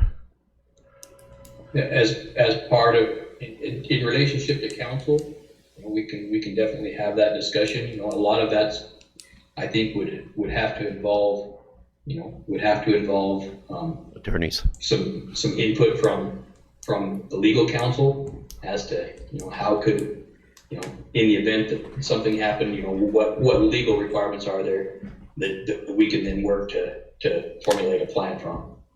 Yeah, and so, no, I think that Murphy's Law applies here. Every time you think it won't happen, it's probably what's going to happen. So you'd be surprised some of the scenarios we're running through. Okay. It makes some people, you know, but better to have that plan. I mean, we've learned, you know, better to have the plan and have it not happen than have it happen and not have the plan. And so we're learning quickly, and with Gary has been on top of that. Fire and public safety is more used to this type of thing, and so we've taken advantage of their expertise. Mayor, Go ahead. Fernando? is this more in regards to quorum? The question? Yeah, that's where I was going with it. If three of us were incapacitated, or the city manager included, a worst case scenario, what would happen? And looking at that and going forward as to what that looks like. And I vaguely remember that there was a provision for emergency situation where you could still conduct necessary business, but I don't remember specifically how it works. Yeah, and I mean, there's the city manager able to designate a interim, or the council being able to designate. The city manager issue is a little bit different than council. There's emergency powers by the mayor, but I don't want. I think we should run those through and look at them. I don't want people to think that there's a way that if multiple council members fell ill, and it would have to be at the same time, that either A, the government would stop running, or B, that it would be running without guidance. So those we'd have, but I think they're worthy to run through the team and come up with, and I'm happy to share those with you, because you would be involved in that, just as what we come out with. okay, thank you. Mayor, Charlie? would the council not be responsible for designating a city manager? I don't know if they are. I don't think in the past it is a council that was responsible for designating an interim city manager. What, Mr. Mayor, members of council, Councilman Giles, I haven't read the code on this, but administratively, if I'm, say I want to take a vacation, I have the ability to designate administratively who is point person and make those decisions while being left when I'm not here, and that person's responsible for me. But I give that designation to another person. If I'd have to look legally. I think the only thing you would have to do is the ability to replace me, rather than just reassign, somebody in charge of that. I think we would have a plan in place, and it would be the call of the team when it's time for me to pick a person to designate to take over until I'm able to, get healthy enough to take over the responsibilities. So I think. That's just top of my head, as remembering code and remembering common practice, but I don't, I would let us look into that before we go too far on that one. Mr. Mayor? Yeah, Freddie? Yeah, I think Councilman Lethem brings up a great topic, especially under the conditions that we're in here.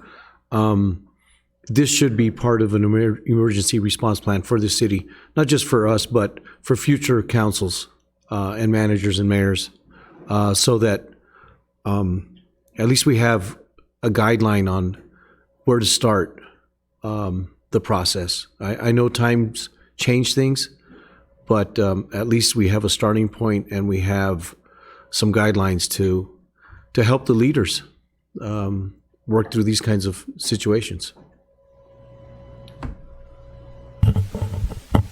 I have a few comments. To Freddie's point, when you talked about the PPE, I think at this point, we have organizations from the outside, we've been informed, that would fund PPE, especially for our first responder, police and fire. But it's not a matter of funding, it's a matter of supply. We can't get the supply. This is something that's been in the governor's office meetings, even our county meetings, we're just not getting the supply. And I would hope that if a decision is made to open up our state, that is a priority, that we need to get PPE to the proper channels, and not only the big cities, but the rural communities, because I don't think we have sufficient supply here, and we've been battling that for the past couple of weeks, trying to get an understanding there. So it is, and going back to Chief Robinson's, and thank you guys for your team for creating these policies and everything. Policies are tough to absorb in this 4-page policy manual that you gave to Public Works and to everybody else that's within the city. Public safety understands it. Police, fire, we understand what a policy is, and you have to follow it. There's zero tolerance, because if you don't follow it to the T, you can have an exposure. So we need to understand, and I know it's new, a lot for new employees in administration and Public Works. It's new to wear PPE, but there should be zero tolerance. We need to do it. That's the only way we're going to limit exposure to these individuals. If we follow the policies, then we should. And I know there's a lot of anxiety out there. There's a lot of apprehension as to, and I'd be afraid of that too, getting exposed. But we need to follow the proper procedures for PPE when we're doing our work that are set in place. And these are set in place by the CDC and the guidelines. That's all we can go by. That's all this team can go by, is what they have in place. So I just want to stress that it's important that we follow those policies, whether we like them or not. We need to follow them to 100%. We anticipate to see what the governor's going to do. We thought we were going to hear today. We didn't hear anything today. Hopefully tomorrow we'll hear something. We don't know what he's going to do. First of all, I did want to say that all the comments and suggestions that were brought up in the town hall meeting, I'm sorry, I forgot that at the beginning, is that they were sent to the governor's office. So, and there were a lot of good suggestions and comments that were there, and they were sent the next day to the governor's office. So I don't know what he's going to do. It's hard to say. I'm a little disappointed that there hasn't been more communication from the governor's office in the past week. 2 meetings were canceled, conference calls, and it's been quiet out there. So we don't know what he's going to do. Many mayors have requested to have input. Many mayors across the state, especially the bigger cities, like the mayor from Tucson, Romero, and the mayor from Phoenix, and a lot of other mayors. even in rural communities, but we have not had input on a plan or seen a plan what's going to go in place. So we're just going to get it all new as when it's announced on TV. So we'll see what happens. I think if he opens up, there's going to be restrictions. Nothing's going to change. We're still going to have 6-foot distancing. I don't think restaurants are going to be open to 100%. They're going to still have to provide 6-foot distancing. There's going to be masks, hopefully, that are worn. So there'll be a lot of things in place when this goes through. They're going to do a blitz testing, what they call, and that's going to take place in May, or in May. They want to increase the testing to, I don't know, 1,500 a day, whatever it is, the number is. What I think they're trying to do, we're 9% positive cases right now, according to our testing, and we need to get that number down below 5%. So the only way we're going to get it down is to increase the testing and create more negative tests so we can get that number down. And I think that's what it's really totally about. And these are going to be, they have funding, they're going to give them to different facilities, hospitals. I hope our hospital and our local health department is part of that process. I don't know if they've been contacted, but there is funding to increase the testing within the state of Arizona to get that number down. And the other thing is, you know, I don't know what the end, it's not going to be the same. Once we open up, we're still going to have to, it's not going to be the same we were 3 months ago. And I hope people respect each other's opinions. I think we're at different levels of how we handle this, whether we wear a mask or whether we don't wear a mask. I don't think we should fault anybody for that. It's at different levels we're at. And finally, with our city personnel, I have been informed from an outside facility, if we do not meet the parameters here of the hospital, our local hospital or health department, if it's too stringent or they don't have enough testing, that they will test any of our employees. We just have to drive the facility. So just to put that out there, if they're concerned, especially in some of these departments that I want to be tested, make sure I'm okay, it's there. And it's no cost to them. They do take a little information for your insurance, but it's no cost to our employees. So I just want to make sure that they are aware of that. Okay. Well, and we can share that information. We're finding that more and more tests are being made available.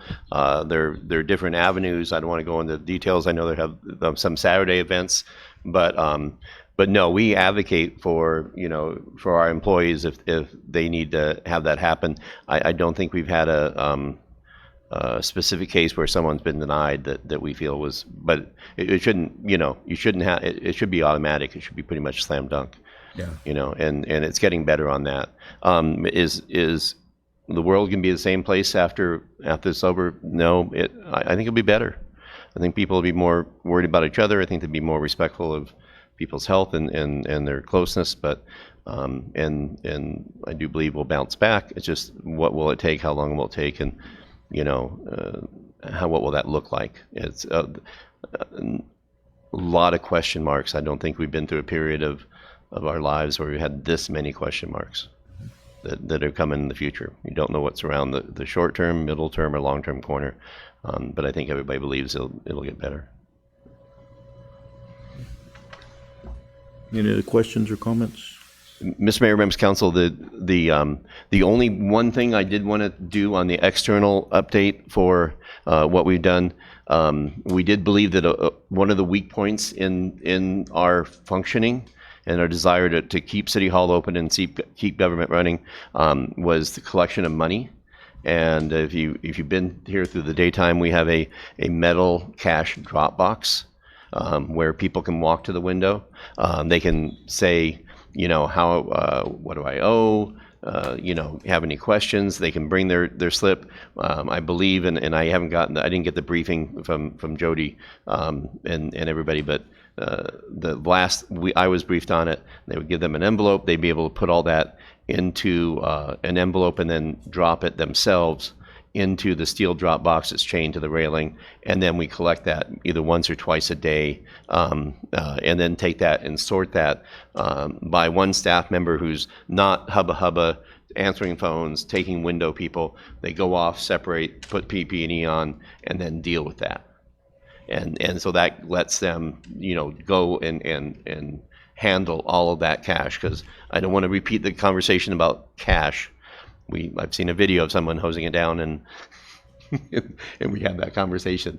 But I think that was a weak point, and that was a concern, and we addressed that through some creativity of your staff that came up with that angle.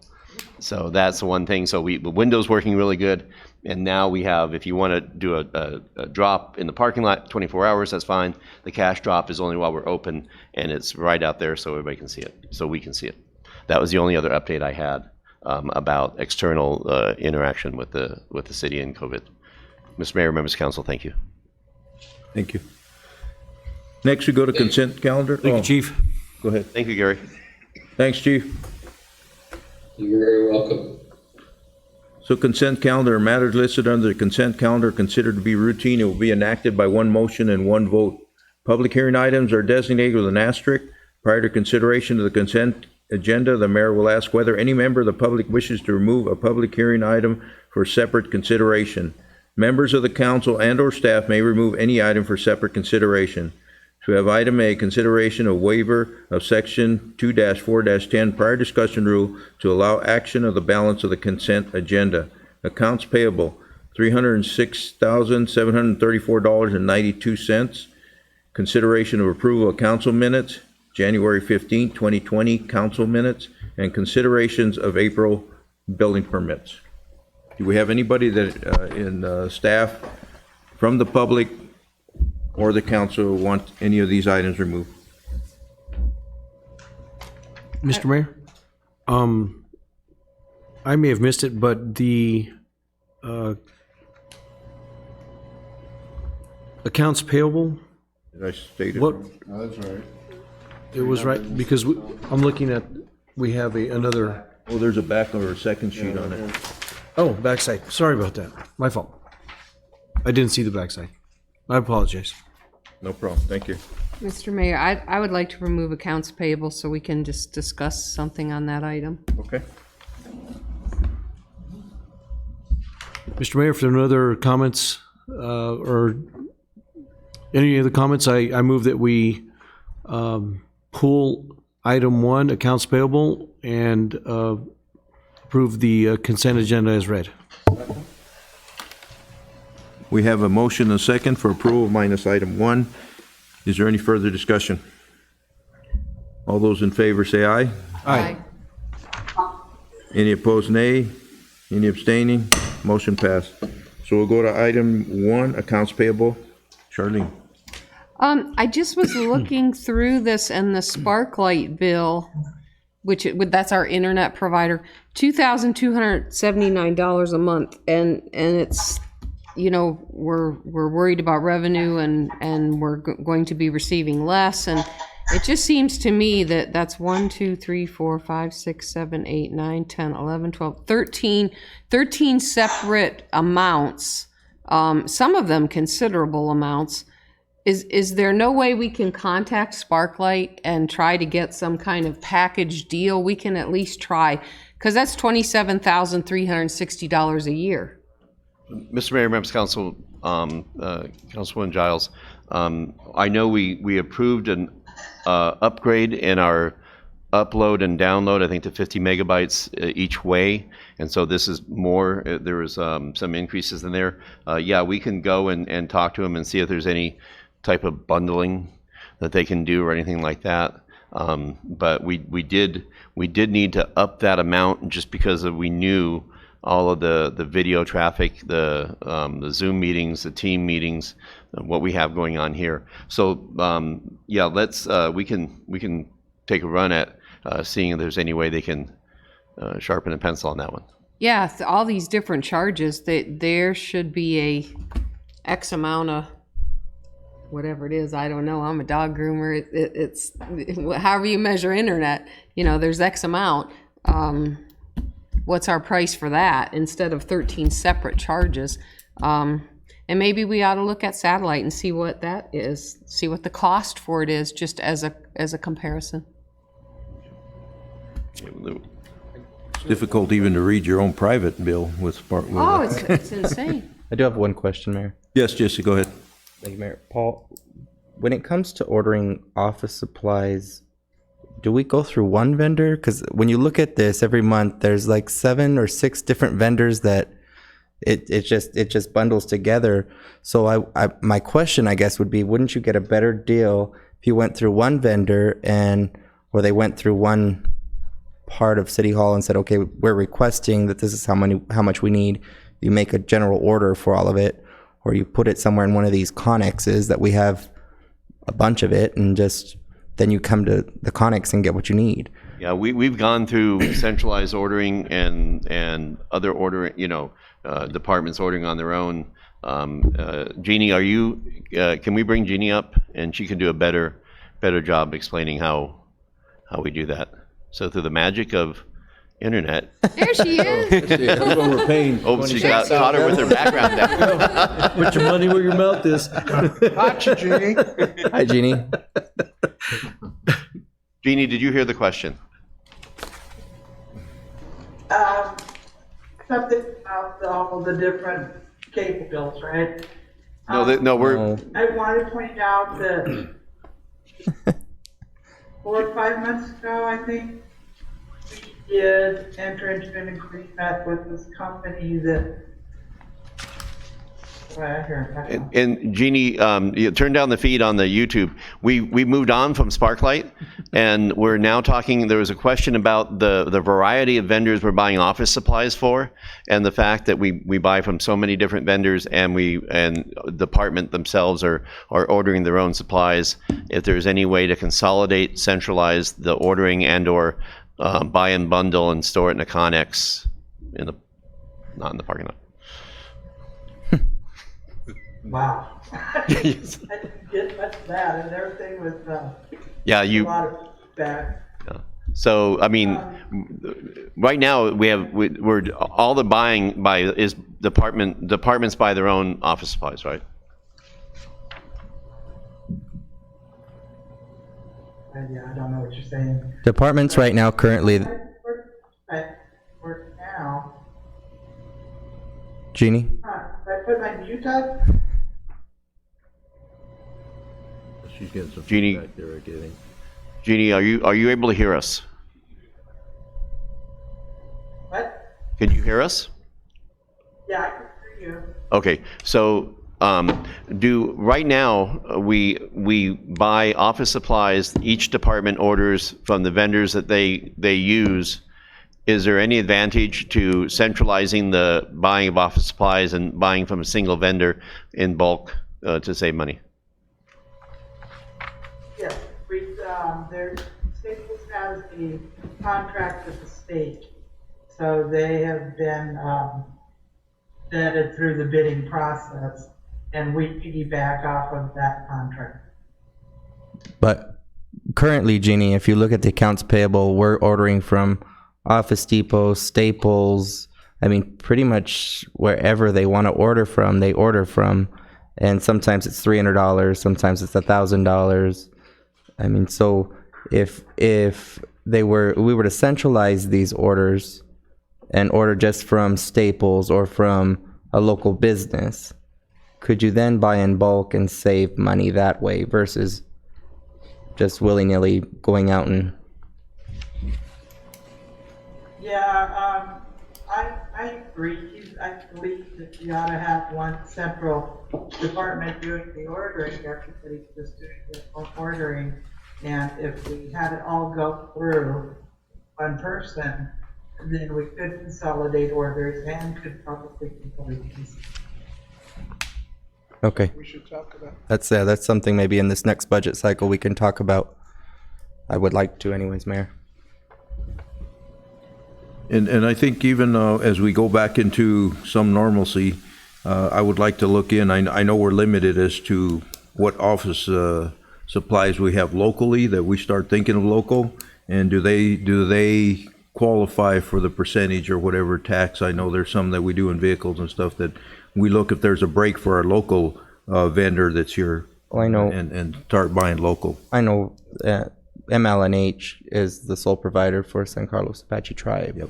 And so whatever they need, she gets them. Yep. So that's something we definitely should be looking at. Jeannie, yeah, so let's we'll take note of that and look at that if there's any advantage to be had by centralizing. There's other disadvantages that happen from making sure that the coordination, the manpower to get that, we kind of do just in time on some of this stuff, but we can weigh the pros and cons. And again, just a comment, because I went through that as a department head. When you have one person doing, I think a previous finance director tried to do that in order for everybody, and it was really a nightmare. I think each individual department knows their needs. Comment? I've got several comments concerning that particular thing. The issue being is going to different vendors and stuff is because we're trying to get lower prices. So like we just had to get a shredder on all that, and so we went to a couple of different ones, but that's not necessarily where we get the ink toner for it. And to add another level of bureaucracy for the departments that are trying to get stuff done, it's kind of painful. There's a line item budget in my budget for office equipment that allows me to get the things that I need. And this year, I might need more ink toner than I do notepads, but next year it could be different. So having the ability to go to several vendors, because we don't have a true office vendor, office store, Office Depot in the city of Globe, allows us to get the best price in the specific things that we need. So to Paul's point, there are some downfalls to this too. And as the mayor had said, as a director, you're trying to get stuff done as quickly as possible and move forward. And centralizing it through finance isn't necessarily on something of this level that really makes sense to me as a director. When I was a casino manager, we went through a program called JD Edwards, and what we needed to order, we put through JD Edwards. We had a requisition number. It went through. It was purchased. It was sent over. It came from a warehouse such as a Connex, and it got sent over. I'm not saying everything needs to be in that Connex, but we know everybody uses the same paper to print on. Everybody uses cartridges, and you know what printers they have. So buy in bulk those cartridges so they're standing by, ready to go. And I'm calling back to the great soap wars of 2016, when the departments were, and so there was confusion trying to standardize the soap, but each department had reasons for other things. Paper is something that we could buy in bulk, but then you buy a pallet, it had to be delivered at Public Works, and then there is, we had to coordinate getting it distributed, and things like that. So there's pros and cons to all of these. I think that balancing cost and efficiency and the man hours is something that we always can take a look at. Okay. Well, by experience, I just think that it made it too complex and delayed many of our purchases, and it was a nightmare when somebody was just in charge of all the departments in office supplies. I think it really was. Going forward, if we can lower the costs without losing the department director's ability to make sure what they want, it may be that we sit down and go, wow, everybody's using the same soap, or they're using the same, so let's try to pool those orders. And again, sometimes it's a manpower thing, but they're definitely a set of eyes looking through it and looking at, we may find some like, wow, why didn't I think of this before? Type cost savings that we could do. But and to the larger point, we're going to have to sharpen our pencils. We're going to have to make sure that we're taking getting every value out of the dollar, because dollars are going to be less plentiful, and so that would be something that marching orders across the way on how to. Now, what I find is when well, I won't go into the budget philosophy of spending with department directors. It gets into the weeds too much. But sometimes department directors can get pretty creative in how they make their dollars stretch. I won't name names. Any other questions on accounts payable? Do we have a motion to approve it? Mr. Mayor, if there are no other questions or comments, I motion that we approve item 1, accounts payable. Second. We have a motion and a second for approval of accounts payable. Any further discussion? All those in favor say aye. Aye. Thank you, Gene. Any opposed, nay? Motion passed. Thank you, Jeannie.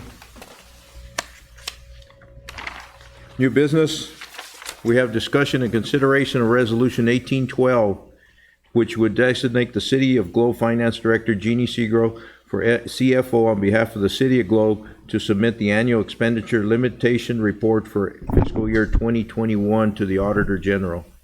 Is there a resolution to read? I do have a resolution to read, Mayor. Okay. Resolution number 1812, a resolution of the City of Globe, Arizona Mayor and Council designating the Chief Fiscal Officer for officially submitting the fiscal year 2021 expenditure limitation report to the Arizona Auditor General. Is council pleased with the reading? Yes. Jeannie?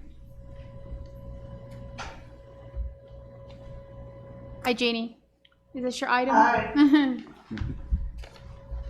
I'm sorry, the echo is so horrible, I can't understand anything you guys are saying, so I'm just gonna plunge ahead with this. We hear you good. This is coming from the Auditor General's office. Per statute, each year we're required to file paperwork with the Auditor General's office designating the CFO to officially submit the current year's expenditure limitation report. In the past, it's just been a little form that you have to fill out. I did have to purchase the council in September of last year, and we went ahead and designated the CFO for fiscal year 2020. Now, the Auditor General has created a resolution that they want to put in place. I imagine to make sure that everything form, and they are requiring go through the council and be submitted by July 31st, because at that point the budget will be ended. So I'm just asking council's permission to pass the resolution and designate me as CFO to submit the actual expenditure statement report. So moved as stated. Questions? Second. No questions. Questions? Okay, we have motion and second to designate Jeannie Seagrow as the individual to forward that information forward. I said that twice. We're moving this to the next. Yeah, I'm sorry, we're moving this to the next, we don't have to waive any rules. Okay. Correct. So this to move forward to the next meeting. Any other discussion? All those in favor say aye. Aye. Any opposed, nay? Any opposed? Sorry, Fernando. See an aye. Aye. Motion passed. Thank you, Jeannie. Thank you, Jeannie. Thank you, Jeannie. Thank you. Action items, discussion and consideration of resolution number 1810, which would authorize the water utility office to deem uncollectible water debt in the amount of $5,708.32 for the period of July 1st, 2018 through June 30th, 2019. Jody? Yeah, she's over there. Just saw her. Hello, good evening. That's not Jody. Oh, you want to That read is resolution 1810? I'm sorry, Shelley. Yes. Resolution number 1810, a resolution of the mayor and city council of the city of Globe, Gila County, Arizona, providing for treatment of certain debts owed the city which have been deemed potentially uncollectible and removing same from the record as assets of the city of Globe and providing directions for future treatment of same. Is council pleased with that final reading? Yes. Yes. There's Jody. Good evening, Mayor and council members. Hey, Jody. We're back to ask for approval on resolution number 1810 so that we can get the uncollectible debts written off of the city's books as assets. If you guys have any questions, I'd be happy to answer them. I think you did last time. Yeah, you did. Looks like no questions. Motion to approve Resolution 1810, as stated. Second? We're moving this to the next meeting as well. No, this is an action item. Well, this is on action. Oh, this is action? Yeah, Okay. there's second reading on it. Okay. I second then. Okay. Did you? Well, I third you. We have a motion and a second for approval of Resolution 1810. Any further discussion? All those in favor say aye.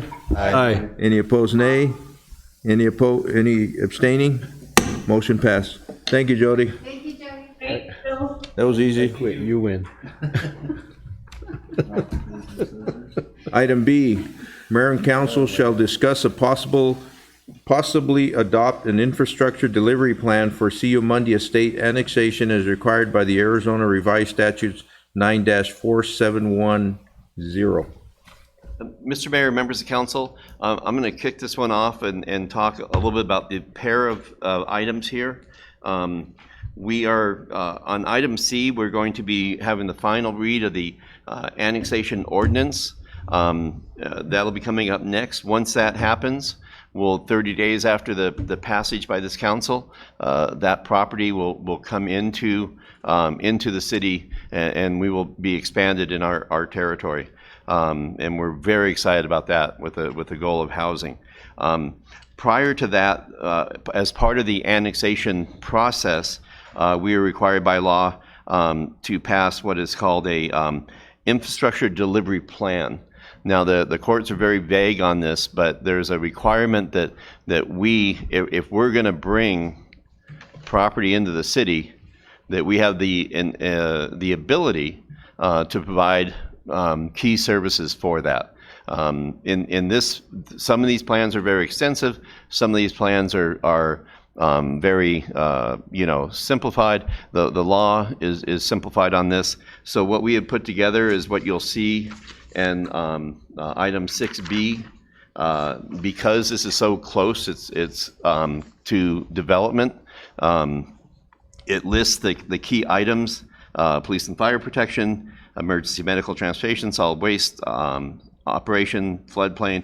All of these that you see in this report are easily available because it's so close to the property. We could easily expand fire and police when necessary. We can easily have the capacity for code enforcement. Water is very close. Sewer is the one that we have to take some time to get. There's my number on the access to wastewater services. It's actually 3,000 feet, not 7,000 feet. That was a mistake on my behalf. So we do have, and by accepting this, council makes a commitment by the city that when asked that we will provide. It's like a will serve letter we do for the county. It doesn't say what terms. This is not a negotiated agreement as to what the conditions of that. We will include any house in there in our service area for trash collection, but doesn't mean that there's any commitment on the rates.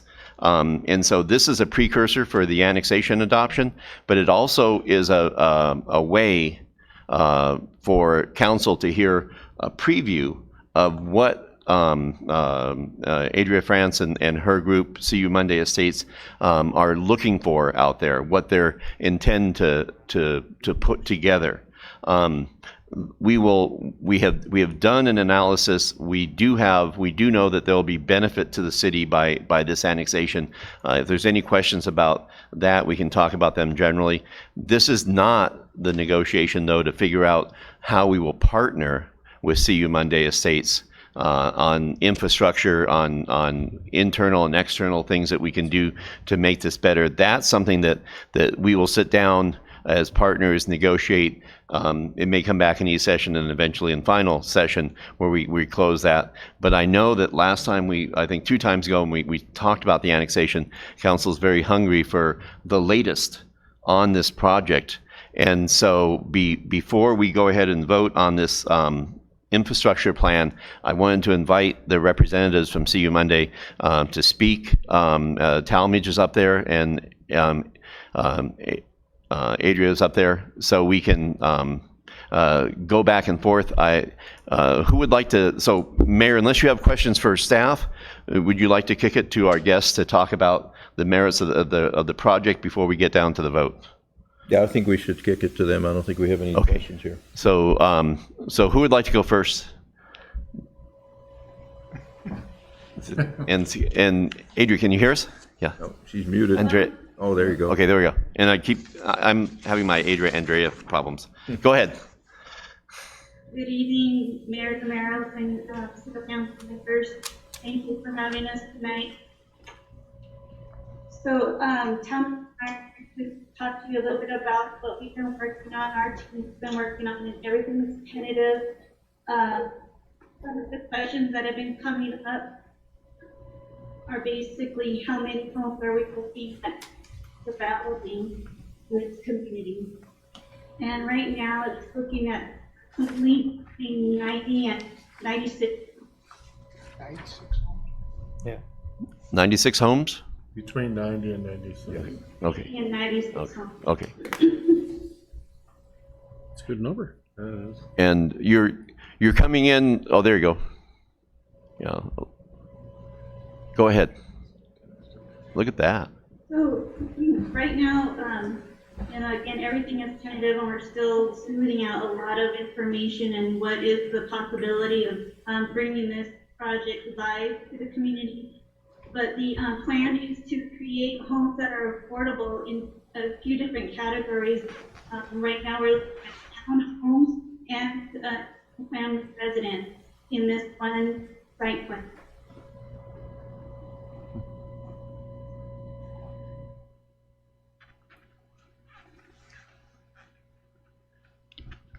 And then did council have any questions about any of the details about? Mr. Mayor? So, I do. so the little narrow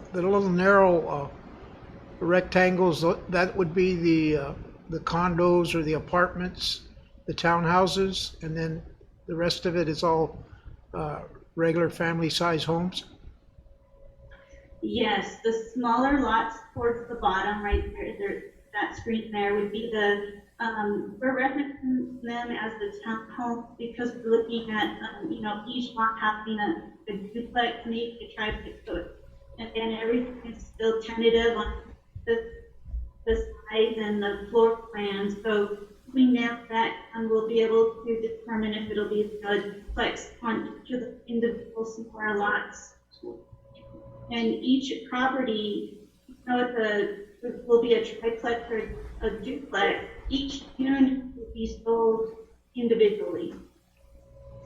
Thank you. Ready? Actually, that was my question. But I do have a follow-up. So I know that there are some guidelines or obligations to retain runoff. Can you identify where that might be? That's a common question. Yeah, so can everyone hear me okay? Yep. Yes, we can Yes. hear you good. Yeah, so we are located right next to a drainage way just outside a 100-year floodplain to the south. And drainage will all be going directly into that channel. So there are no, and I'm just going off of a previous project that I worked on. There's no obligation or requirement to maintain runoff on property and not have it leave the property. Yeah, so like retention or detention requirements? Correct. No, there's not. In these situations where you're so close to the creek,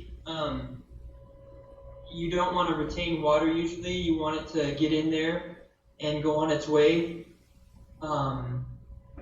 Usually when you're further upstream, you might want to retain. But also the City of Globe has no retention requirements for this type of development. Okay, thank you. Yeah. Adria, I have a question. The lots on the back corner, those seem to be bigger lots. Is that going to be higher valued homes, or is it, I know the majority are affordable housing, but is there going to be the opportunity for higher end homes also?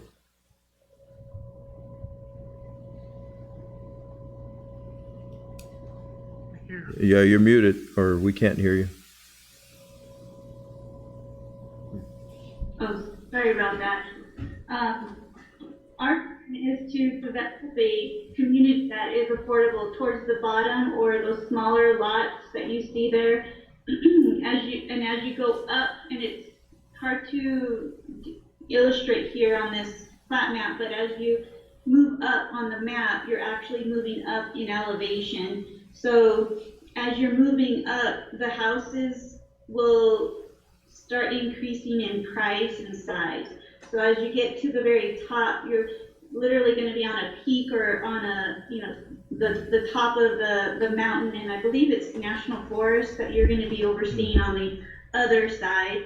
So those homes will be, they'll be the most expensive homes in this community. There's not going to be very many of them, but hopefully they'll still be within affordable range for the Globe Miami area. Mr. Mayor, members of council, and to the presenters, the beauty of what they're doing is they're offering a variety of products to meet different needs of the market.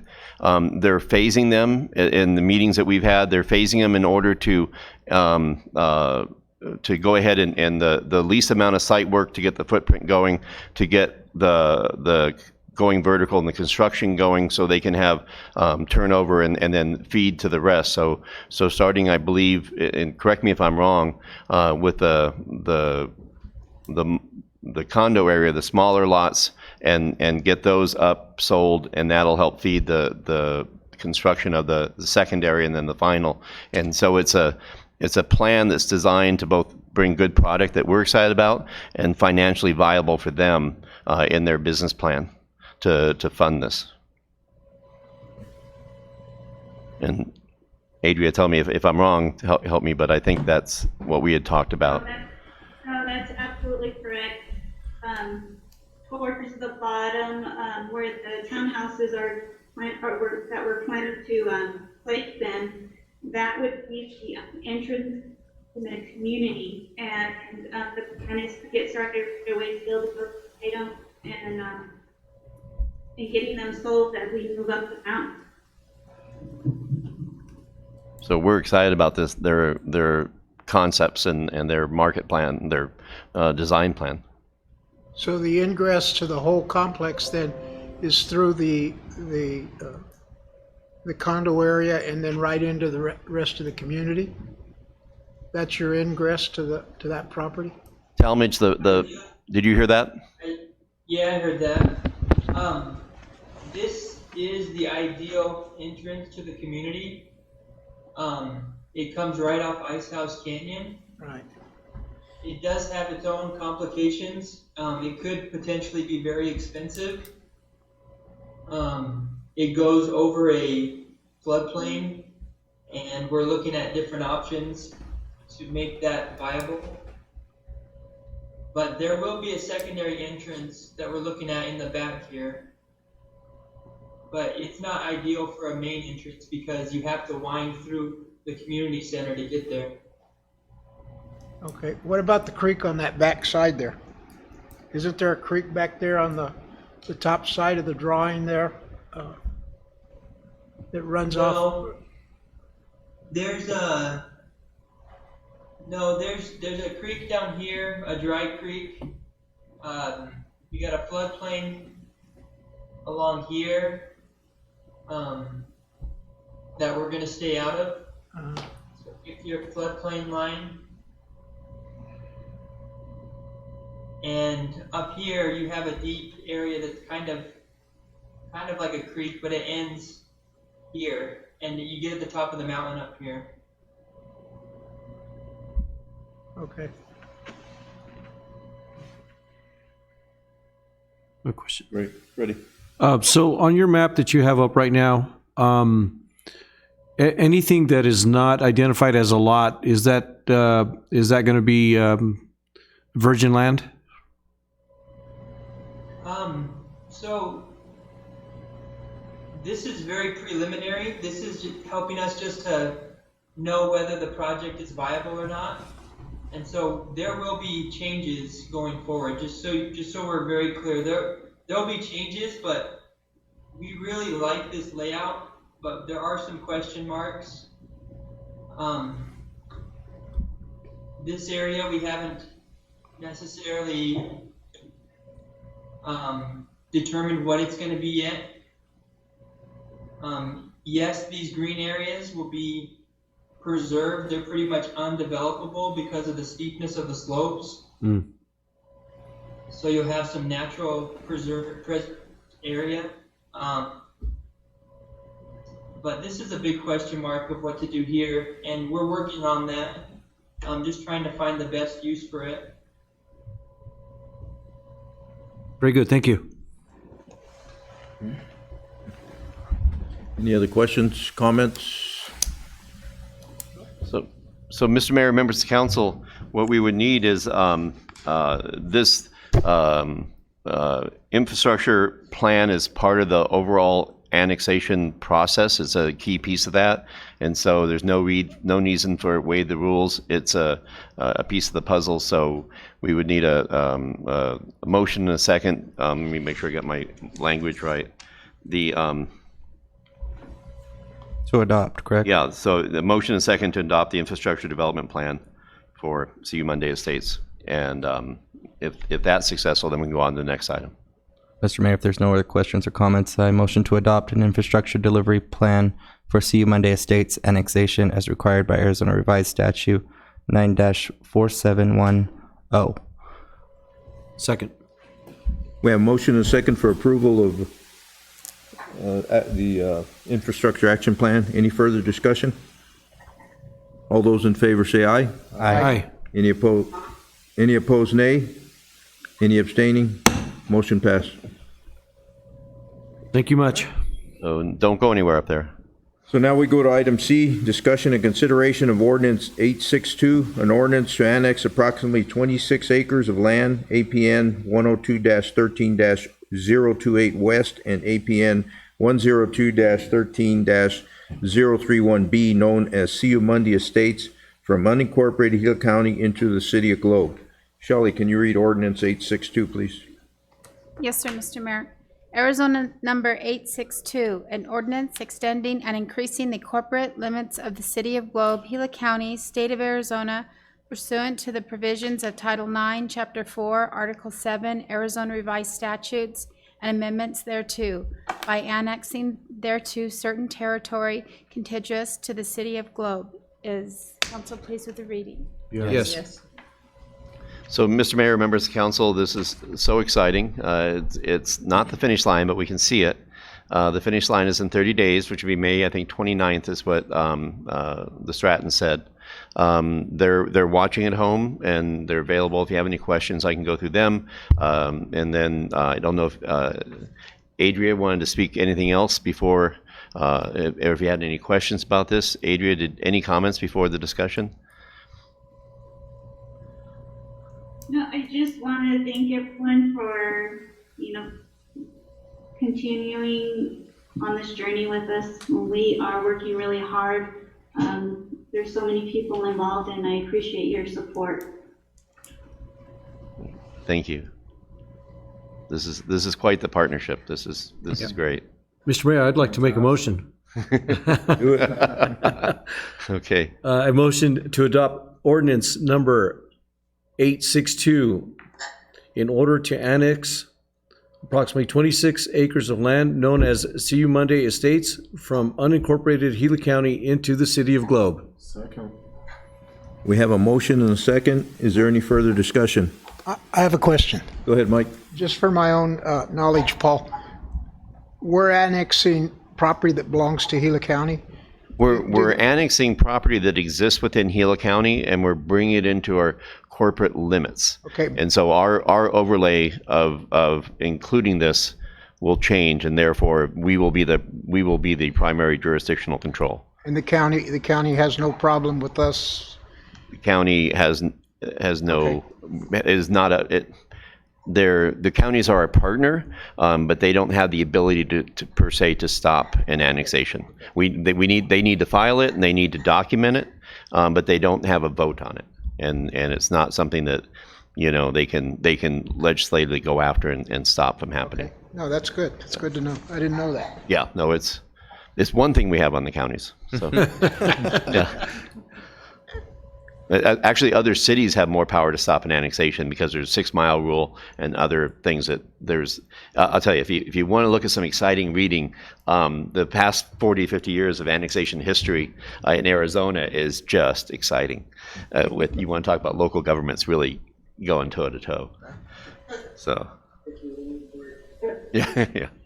Okay, before I call for the vote, I just want to thank Adria for all your hard work, and I know all your team has been working hard to make this happen, and we hope to see this in the future, and we want to be good partners with you in the future.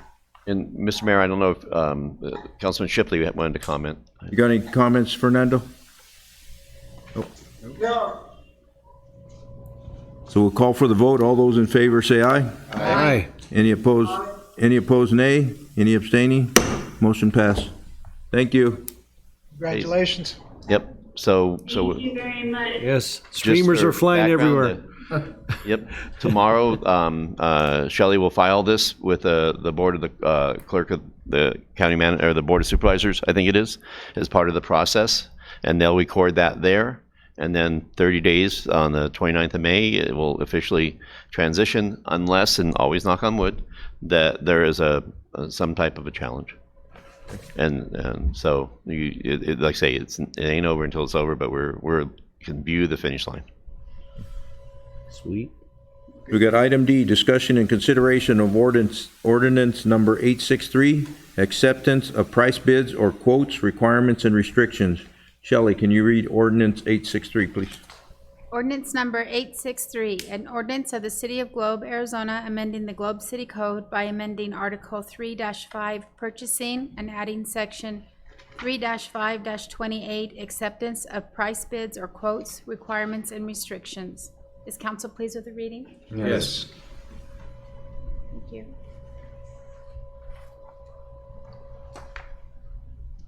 Hi, Jeannie. Hey, Jeannie. I can't see you guys seeing me, but my connection is much better this time, so I'm not getting all of that echo. This is an ordinance that we brought to you at the April 2nd special council meeting for the first read. So this is just, nothing's changed. We're just bringing it back for approval, final approval. Any questions? Mr. Mayor, I'd make a motion that we approve ordinance number 863 to amend Article 3-5, purchasing of city code by adding Section 3-5-28. Second. We have a motion and a second for approval of ordinance 863. Any further discussion? All those in favor say aye. Aye. Aye. Any opposed, nay? Any abstaining? Motion passed. Thank you. Thank you, Jeannie.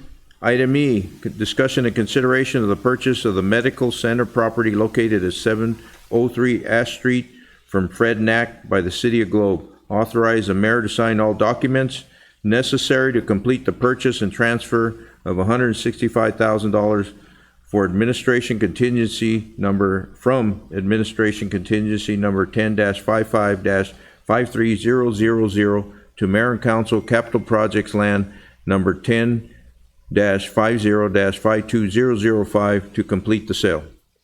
Mr. Mayor, members of the council, the contract to purchase this was contingent on two key points. Number one, and the most difficult was, and just because you just don't know, was the value, the appraisal of the property. The appraisal, which was purchased by the city, came out in the positive. It allows us to go through with the sale. The key factor was we are not allowed to there would be. We need to document that the price of $165 is equal to the value of the property, and we do have documentation that the property is valued at least $165, if not more. And the second contingency is on a clean environment, phase one environmental, just with everything going on. And we phased the appraisal and then did the environmental, because no use doing environmental if the appraisal didn't come through. We thought we'd have a report very near. We don't have it in our hands, so the only request is that we add the stipulation that the sale take place with a stipulation of a satisfactory environmental report. And so I believe that this is our future. I think we're pretty good to get 100 years out of one fire station. I think we can shoot for 120 out of the future of this. We lock in the land. That's the, I don't know how many times you said, I wish we had bought that sooner or back, I think this is an important piece. It's going to save us money in the long run, and even in this difficult times of the pandemic, I think it's something we need to take advantage of. We put the work into it. The value's there. Who knows what tomorrow brings on other options? We had to find that perfect place. We didn't find the perfect place, but we found one that's pretty darn close. And so I would recommend that we continue and finalize the council end of this to approve the mayor to sign the completed documents with the close of escrow, and then we'll wire the check. The money will be transferred. The money will be wired with the signing of the documents, and we'll wrap this puppy up. Question, comments? So the motion would be just with a stipulation that the sale only take place with a satisfactory phase one environmental. So moved as stated. Second. We have a motion and a second for approval of the sale. And Mr. Mayor, let me just to clarify, the motion would be motion to purchase the medical center property located at 703 Ash Street from Fred Knack by the City of Globe, authorizing the mayor to sign all documents necessary to complete the purchase and transfer of the $165,000 from admin to mayor and council capital projects to complete the sale with the stipulation of satisfactory environmental. And so I just want to get that all in one statement. You good with that? And that is what I think we did approve, or did motion. Right. Okay. We have a motion and a second for approval. Any further discussion? All those in favor say aye. Aye. Any opposed, nay. Any abstaining? Motion passed. Item F, consideration of council to possibly approve applications and appointment up to 5 individual Globe residents to serve on the City of Globe Board of Adjustments as established in the City of Globe Code Section 14-2-3B. This action would supersede any prior action of council appointment to act as a Board of Adjustment.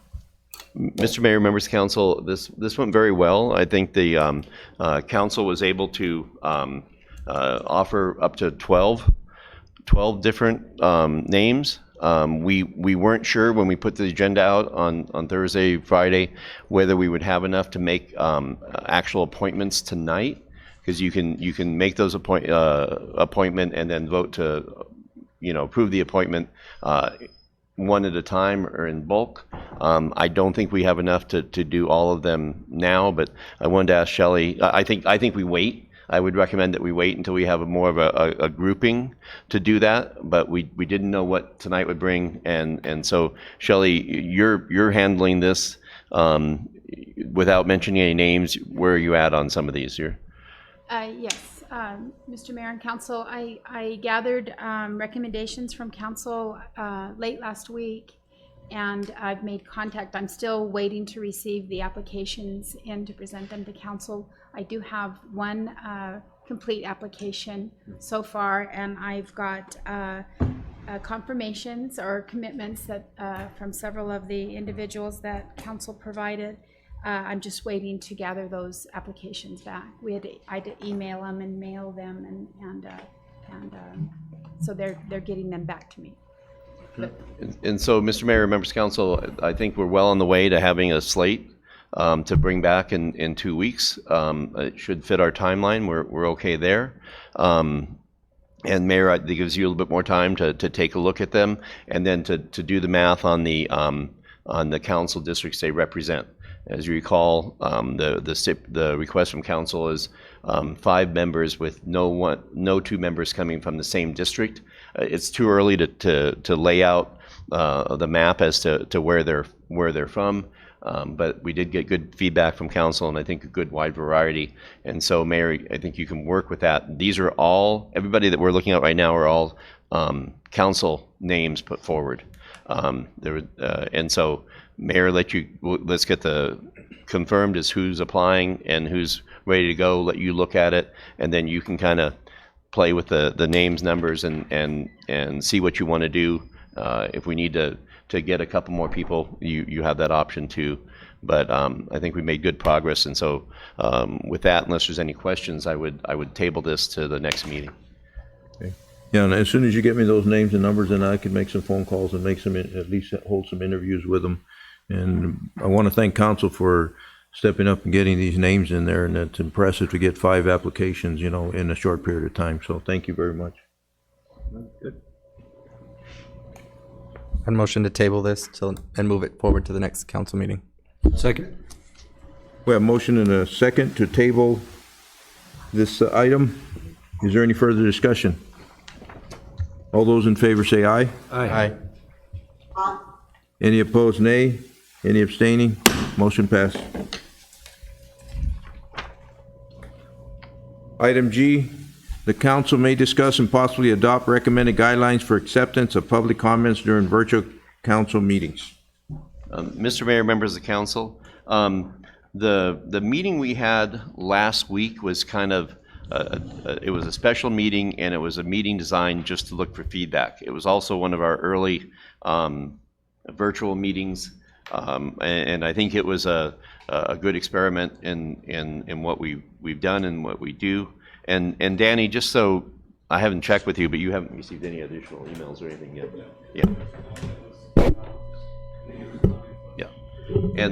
And you, yeah.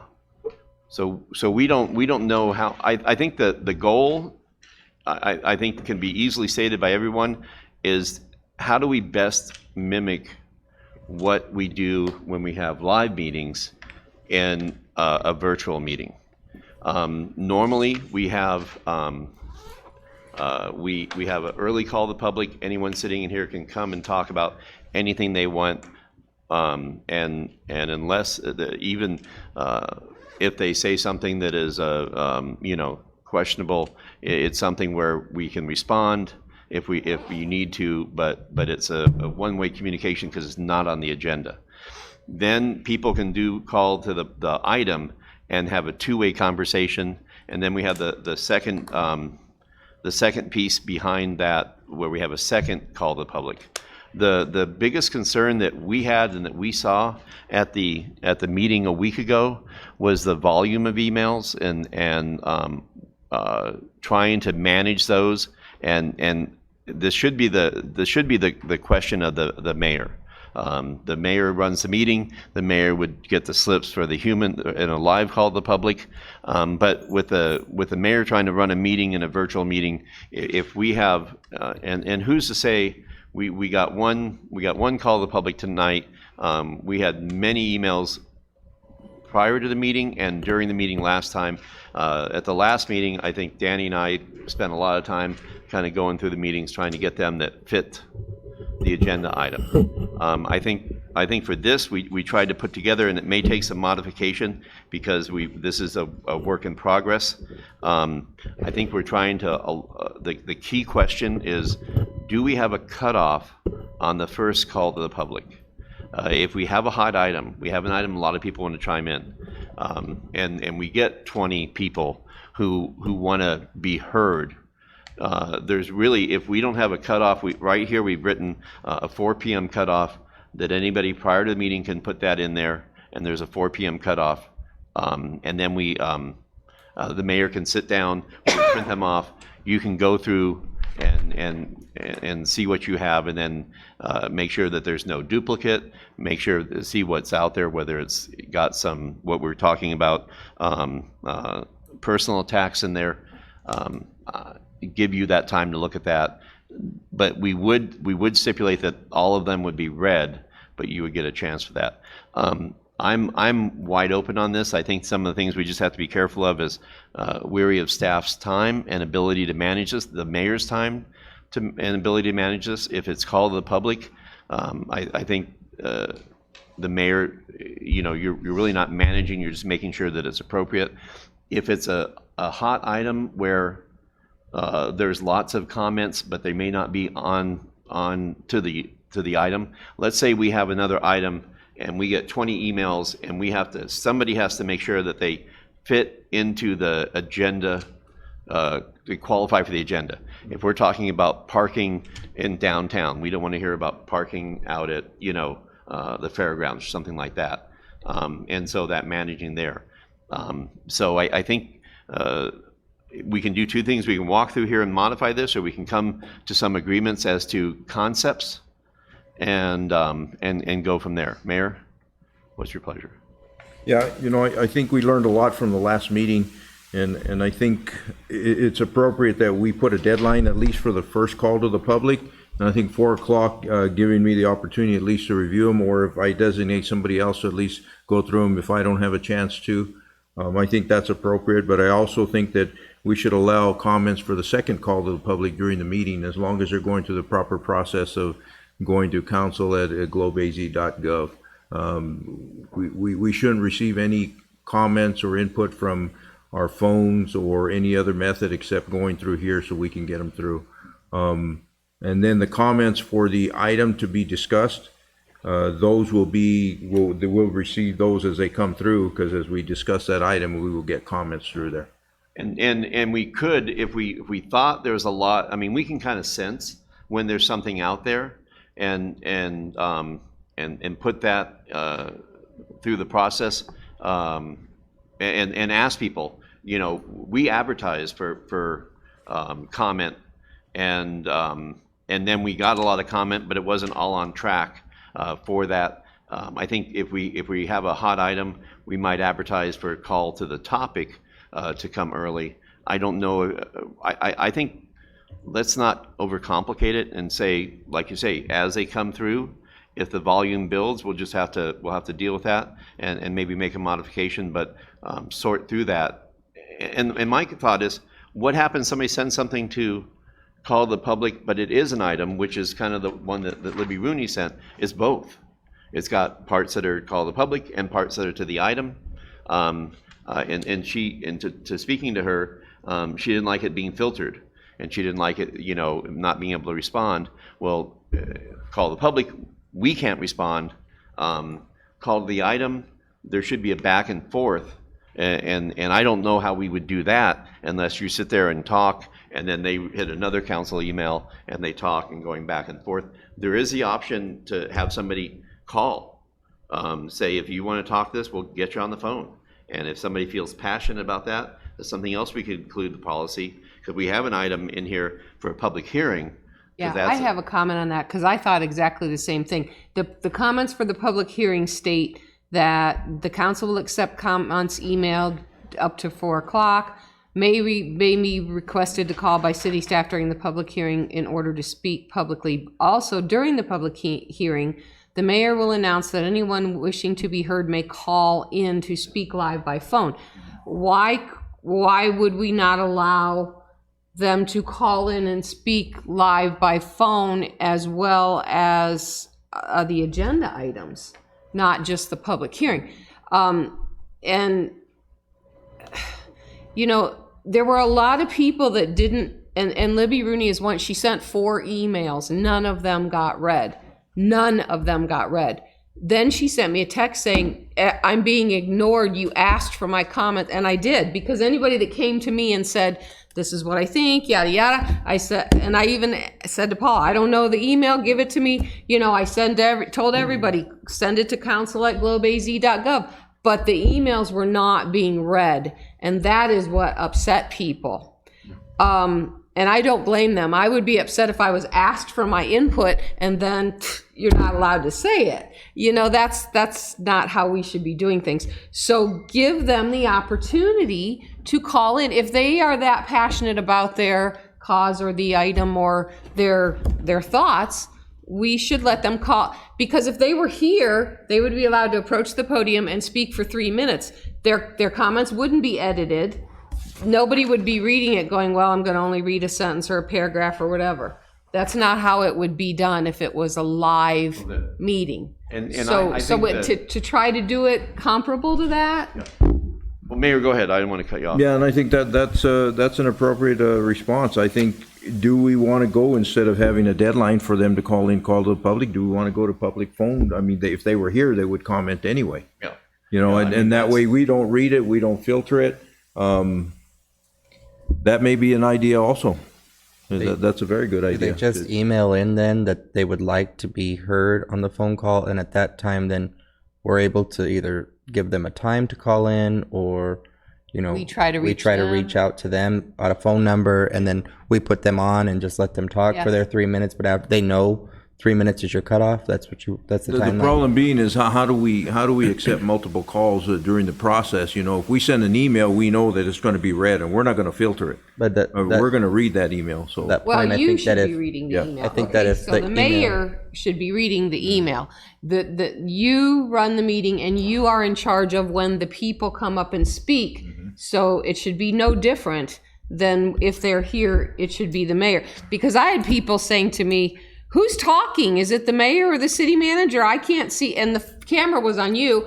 And even my husband sent me a text saying, I know Al's voice, that's him speaking, but is that him saying this? You know, so this is also different to all of us, that yes, we are learning, but those ads, I looked at all those ads that the city put on Facebook. There were little signs saying, we want to hear what you have to say, call us, do this, do that. And then we get 17 emails and we don't read half of them. That did not sit well with our residents, nor should it. They want to be heard and they should be. There are 17 total. We didn't read it all.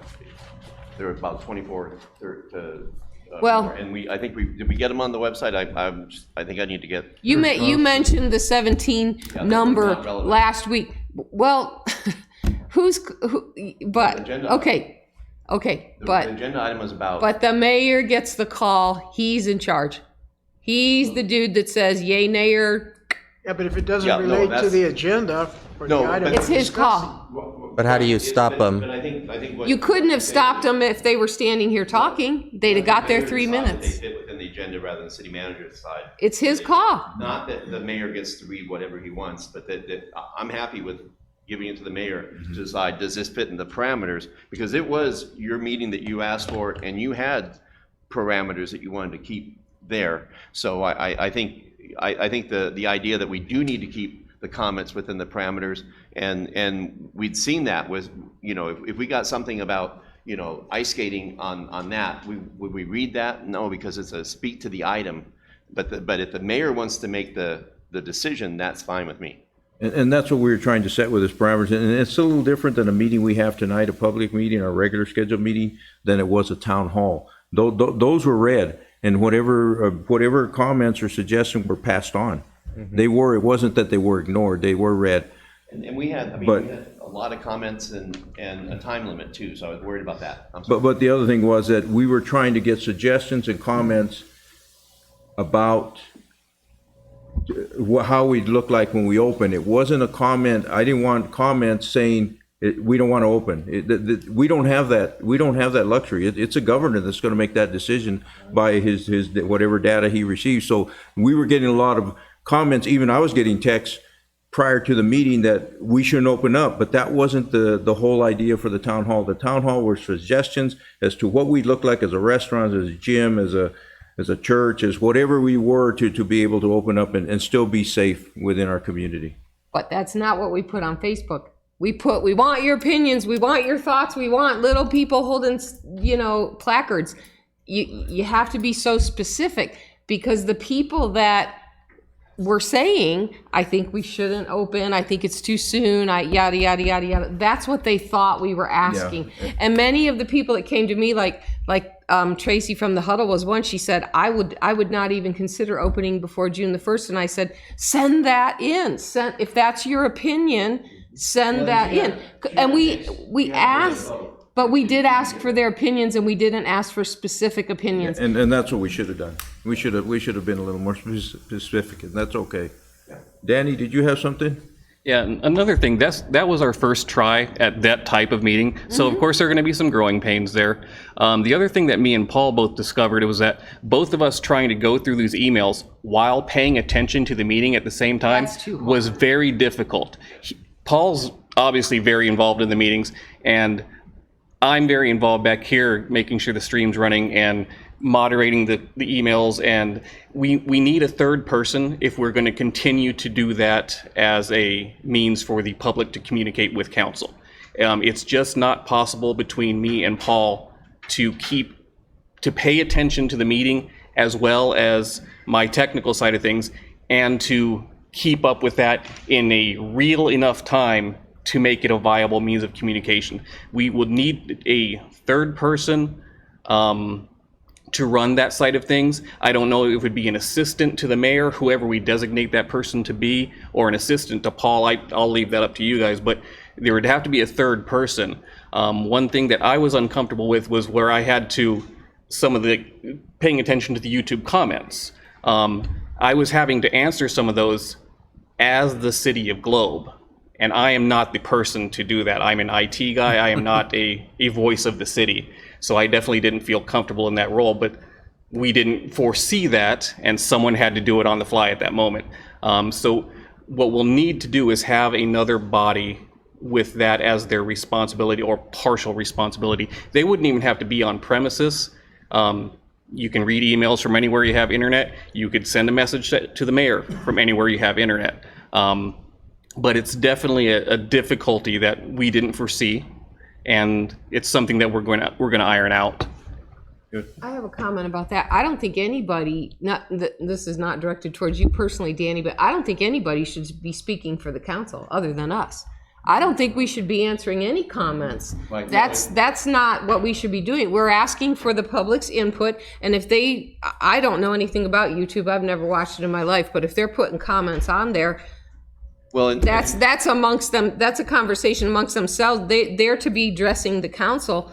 We should be speaking, not anyone for us. Well, I think we need to separate from, and one of the other mistakes that happened was Danny had sent me a very on point comment that I thought was from an email, but it was actually from the from the YouTube feed, and so he's watching that, and there are technical questions that they're asking, like, you see some of that. But no, I don't think anybody should be responding as council's opinion. We are not, that is not our thing to do there. But even on technical things on the YouTube feed, I think Facebook and YouTube, that is not up to us, the meeting. We have a manager, we have somebody to watch the Facebook post and deal with that.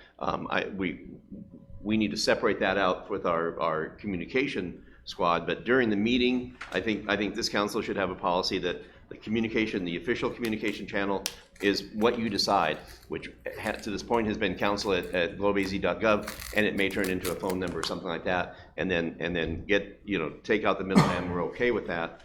I think the other comment to what we talked about, if we go soliciting comments again, we know we can get 300 people watching this, and we can get 30 comments. Yeah, so we need to be step real up. careful Be careful what you wish for. And so if there is a thing, if we do bring somebody from the health department here or something, where we think there's gonna be a lot of feedback, I think we need to designate that. If we're gonna advertise it, we treat that different. I think the policy should reflect three things.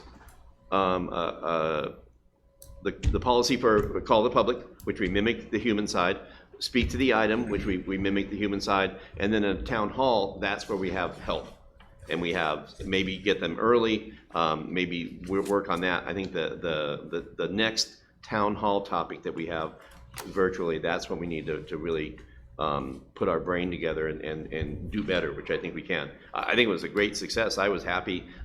Obviously, not everybody's happy with me, but that's fine. I do believe that we were trying to keep a focus just to manage time and expectation, and we may have miscommunicated. People may not have understood that, and yeah, you don't want to take the rap for, I sent my comments in and they weren't shared. They did go in the record, and they are now. We did get them on the website so people can see what everybody else had on there.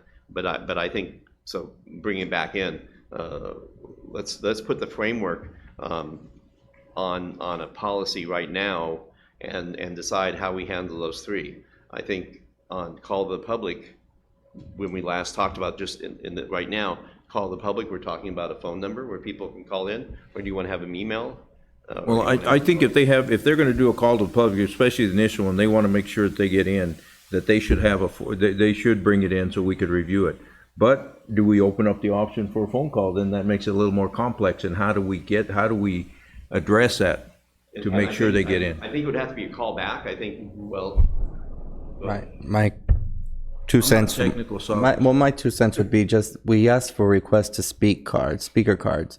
So if they want to come up and call to the public, well, then you email in just like you would a request to speak card, your name, your phone number, and the city that you live in and the issue you want to speak about. Those all come to you at 4 p.m. 4 p.m., you go through them, and then you say, okay, we have requests to speak. This is who wants to speak. Shally fires up the phone, and we call them. They're not there, and then you have a timer, 3 minutes. They know the 3 minutes is up. Okay, you're done. Next. This is who we talk to. If you have an agenda item that you want to speak to, it's open all night long to the emails. And like to Danny's point, we have somebody scanning the emails. When you open the agenda item, you ask if anybody wants to speak to this agenda item, please email in, and then from there, if we have nobody, we move on with a motion. I agree with that, because if they were standing here in public, we would not be, this sounds like a really inflammatory word, but if people are sending in emails and we're prior to the fact reading them, or one or two of us is, I don't like that. I think all of us should be, if that's how we're going to do it. And I personally, as the public, would feel like I was being censored. I don't think that's right. I don't think we do that. If they were standing here in front of us, they'd get their 3 minutes, they'd say what they had to say, and that'd be that. Fair members of council, I would say if they were standing in front of us and they come up to speak to an item and they go off topic, we'll cut them off. I don't think we've ever had to do that yet. But if we're talking about, loaves of bread and they want to talk about apples, and the agenda is written loaves of bread. Okay, but that's the mayor's call as Right, the and one then that we'll runs vote, the and meeting to decide if he's going to cut somebody else off or not. I'm fine with that. But The perception to the public is this, because I heard this, believe me, all week. This is the perception of the public. If we're reading from a piece of paper and we're not reading it in its full entirety, or we're picking parts and saying this is pertinent and this isn't, I'm not saying you did anything, but that's how it looked. Like you were censoring, and I don't want to be a part of that. We're not going to be censoring people when we ask them for their opinion. But we did put in the agenda item that we would limit, we would view, we would paraphrase, and we would. That wasn't what was in the Facebook posts. Right, but if you. So we got to look at the whole picture. But if you read. Yeah, but the agenda is the item, that's what they're supposed to be looking at. Yeah. Whether we post something on Facebook or whatever else. This document is a document they have to follow. Well, that is correct. However, if we're reading off a piece of paper instead of hearing them on the phone or in front of us in person, we really could be censoring. And that's what it looks like to the public, that we were censoring. Or that's what a lot of people have told me. They've got to address the item, though, to the agenda. I agree. And I think we get that point now where what we're trying to make with it, how do we move forward from here? That's what we're after. I think the point has been made that what their feelings were and what we did wrong, what we want is some suggestions on how do we move forward to cure it. That's really it. I don't think we can dwell anymore on what happened in that meeting. We just need to move forward with what we can do. I think for those people that aren't tech savvy, if they wanted to pick up a request to speak card at the window, they could and drop it off prior to the meeting, and then we have those ready to go. We have their phone number, we can call them. And I like your idea. I like the idea of having just a number, call them. If they're not available, then we don't speak. We move on. They don't get that opportunity. I like that. Yeah. That's what I was gonna suggest before you said that, Jesse, is to have them call in or email in to, not to you, Danny, but anybody, and then have a phone here, and then when you're ready, call, not have them call us. We call We them. call them Yeah. when And then we're we, ready to. after and they the have a 3 speaker minutes, we call. cut them off. Yeah. Mr. Mayor, I think Councilman Shipley has a comment. He turned off his video. His battery's running down. Go ahead, Councilman Fernando. Shipley, can you hear us? Did you want to speak?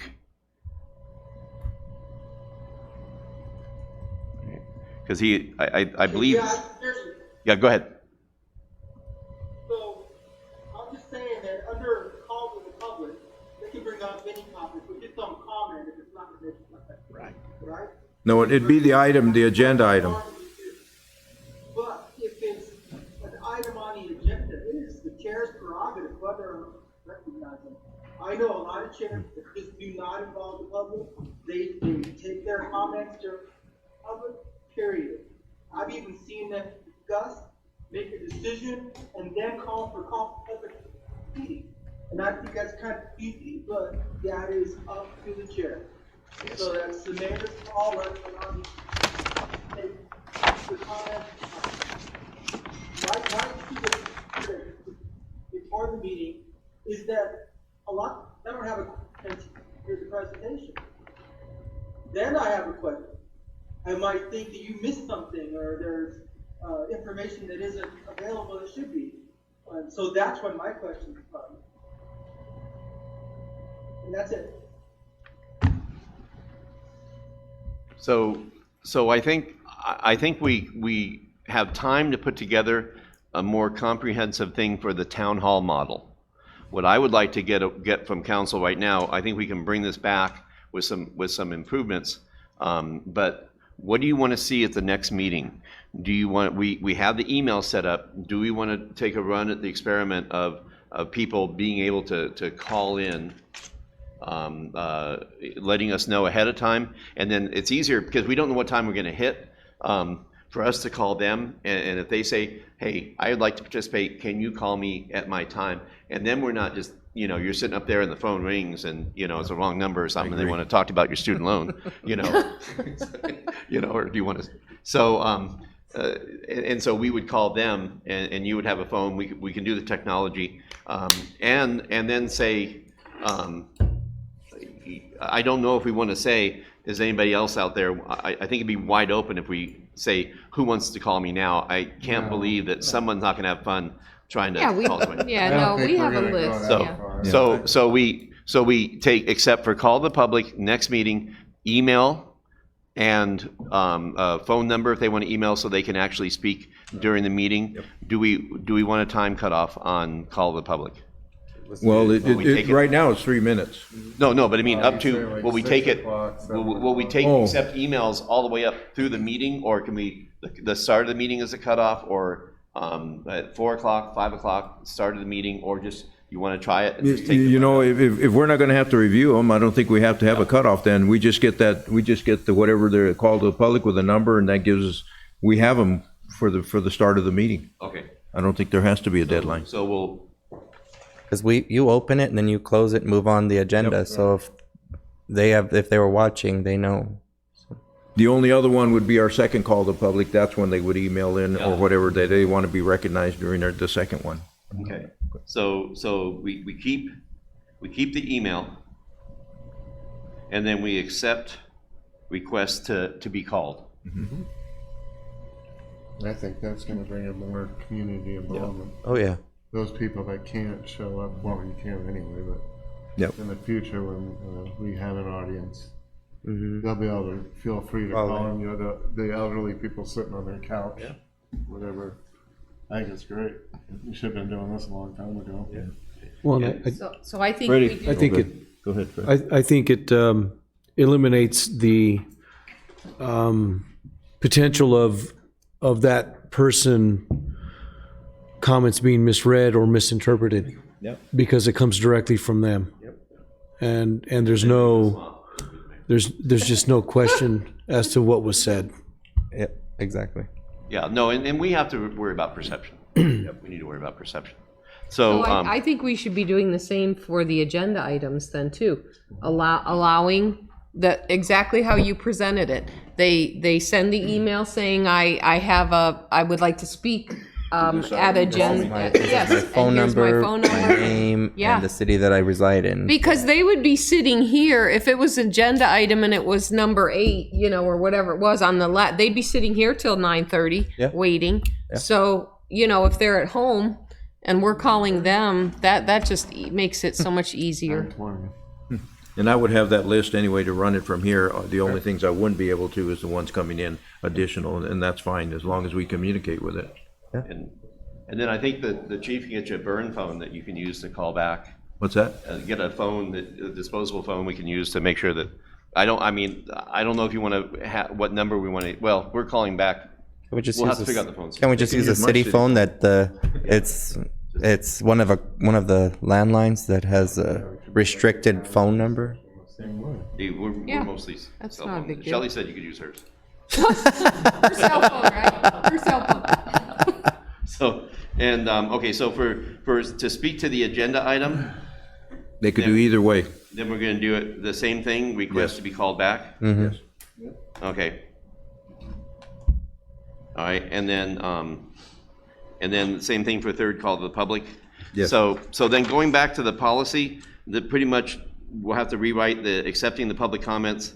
We do need to talk about comments straight to council, I think prior. If they're on the list here, we talk about if council members are getting emails or phone calls or texts prior to the meeting, you need to encourage them to send it through the channel. If you want to talk, email council and then go ahead and we'll get your comments heard. If you want us to call you, we'll do it that way. I think that's real important. If you just want to forward it yourself, email it pull it up on your email and send that. We did have discussion about and this was my mistake because we had talked about you getting comments on your phone you had prior to the meeting, and but I know You that- asked if it was pertinent to the agenda item, and I said it most definitely is, and you said read it. Right. So I did. And that was my mistake. Okay.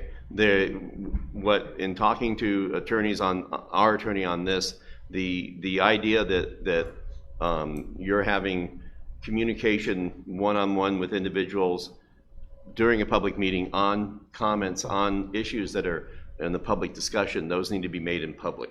And now that was prior, and I don't know what you're getting during the meeting prior. Even if you have to look at it to say, I can't respond to this, you're still getting feedback, and it gives the preference that the idea that some people who have your phone number or have some enhanced access would be the comment. And then the fact that it's not being shared with everybody. And so that's something that we were looking at is being very careful about not responding, not reading your phone from the dais, not responding from your phone at the dais, and then not sharing comments from the dais. And even if it's just to say, go and call the other, send this the other way, you're reading it, you're getting it, and that person is getting comments to the council outside the normal open meeting protocol. So that's something we have to be very, very careful about. And so that's why we're including that in the policy. So I'm gonna take another whack at this. And we know what we're gonna do for the 2 items on the next meeting, and then what we're gonna do for the bigger meeting where we advertise it. And I think that's the big difference. If we're gonna be advertising anywhere, we're gonna get a turnout. We know we need to staff up. We know we need to have that other protocol that we need to do. And so it's getting late. I don't know if we want to take a whack at that or just based on what we've talked about already. I think we just do what we did before, but do it better.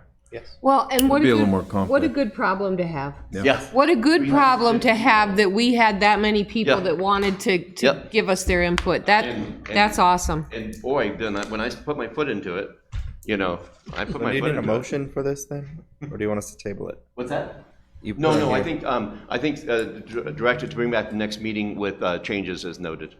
And we'll follow those, at least the meeting procedure, we'll follow those in the next meeting. But now I have direction as to how to structure, and we can experiment. So we'll put this at the end of the next agenda item. We'll experiment that night, and then we'll see how our experiment did. So the motion would be to move this forward to the next available meeting, and implement changes discussed both in the policy and in practice. So moved. There you go. Second. Motion and second to move it forward to the next meeting. Any further discussion? Yeah. All those in favor say aye. Aye. Aye. Any opposed, nay? Any abstaining? Motion passed. Thank you. Those are great suggestions. I think that's the way to do it. We have any late agenda items? No, we have none. Okay, good. Call to the public. We have any more call to the publics at all? Okay. Scheduling the meetings? Did we hit the future agenda items? No. No. Yeah, we already went through it. Did we? Oh, That's next. okay, I'm sorry. I'm still trying to find my last page. I'm so excited we don't have an E-session. Future agenda items? There you go. Okay, so I think the two issues we haven't done yet is the idea of bringing somebody from public health to talk about this. I think right now Mayor, we had this, remind me of the conversation we had about inviting county public health. Yeah, I think what should happen, I mean, let's wait and see what the governor does, and it's something maybe the public wants to have some questions asked, as far as safety, if it's opened up, maybe they have questions about, like we had questions in our departments, where do we go from here when you have a positive, but I think maybe the public would have questions for public health if we open it up again. Well, and I think that when we get the rollout, everybody believes that Governor Ducey is going to have a change. And I think when that comes out, that sets the stage for, okay, how is Gila County going to respond to the governor's implementation? And that would be a good topic for county health. We were very excited, and we had 3 people from county health on our phone call. And I think we had over a dozen people there and 5 people live here.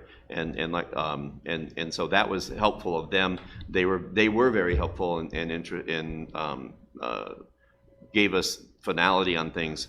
So we'll time that on the rollout of the governor, and when Gila County is ready to respond to how to best implement the lifting on the economy, that's when I'll bring those back.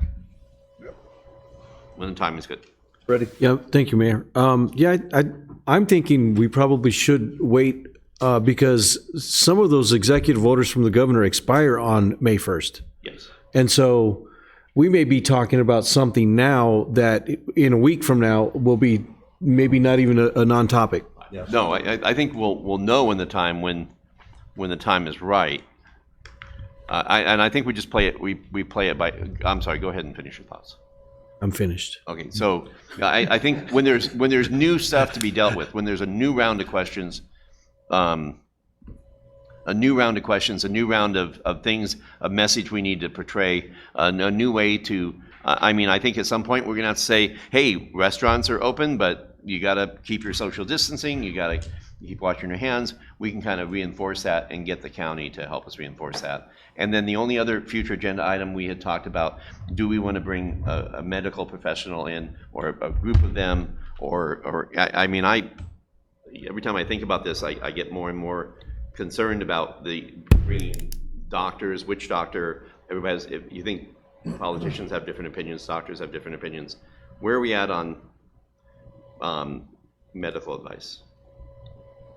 I think we just play it by ear right now and just wait to see what the governor's going to do. He's got the opportunity to change or modify phase 1 however he wants to. The president's left it open to him. Basically, he can modify some of those restrictions that he's going to approve. Oh yeah, no, he needs to do something or it's just going to expire. Yep. So okay, so we're just we'll look for the opportunity when there's a change in the governor's direction to bring county health officials in, or at least on. He's going to loosen up for a while. It will be till the 15th anyways. Yeah, no, I'm sure it will. There'll be something. So. We'll know tomorrow, I think. Okay. No, yeah. 4 o'clock, I thought I heard tomorrow, 4 o'clock. That's what I heard, but But we thought it was 2 today. we thought it was 2 today. till he canceled. I'm sure some staff are somewhere. Can't count on him. No E-session? No E-session. Do we have a motion to adjourn? Motion made.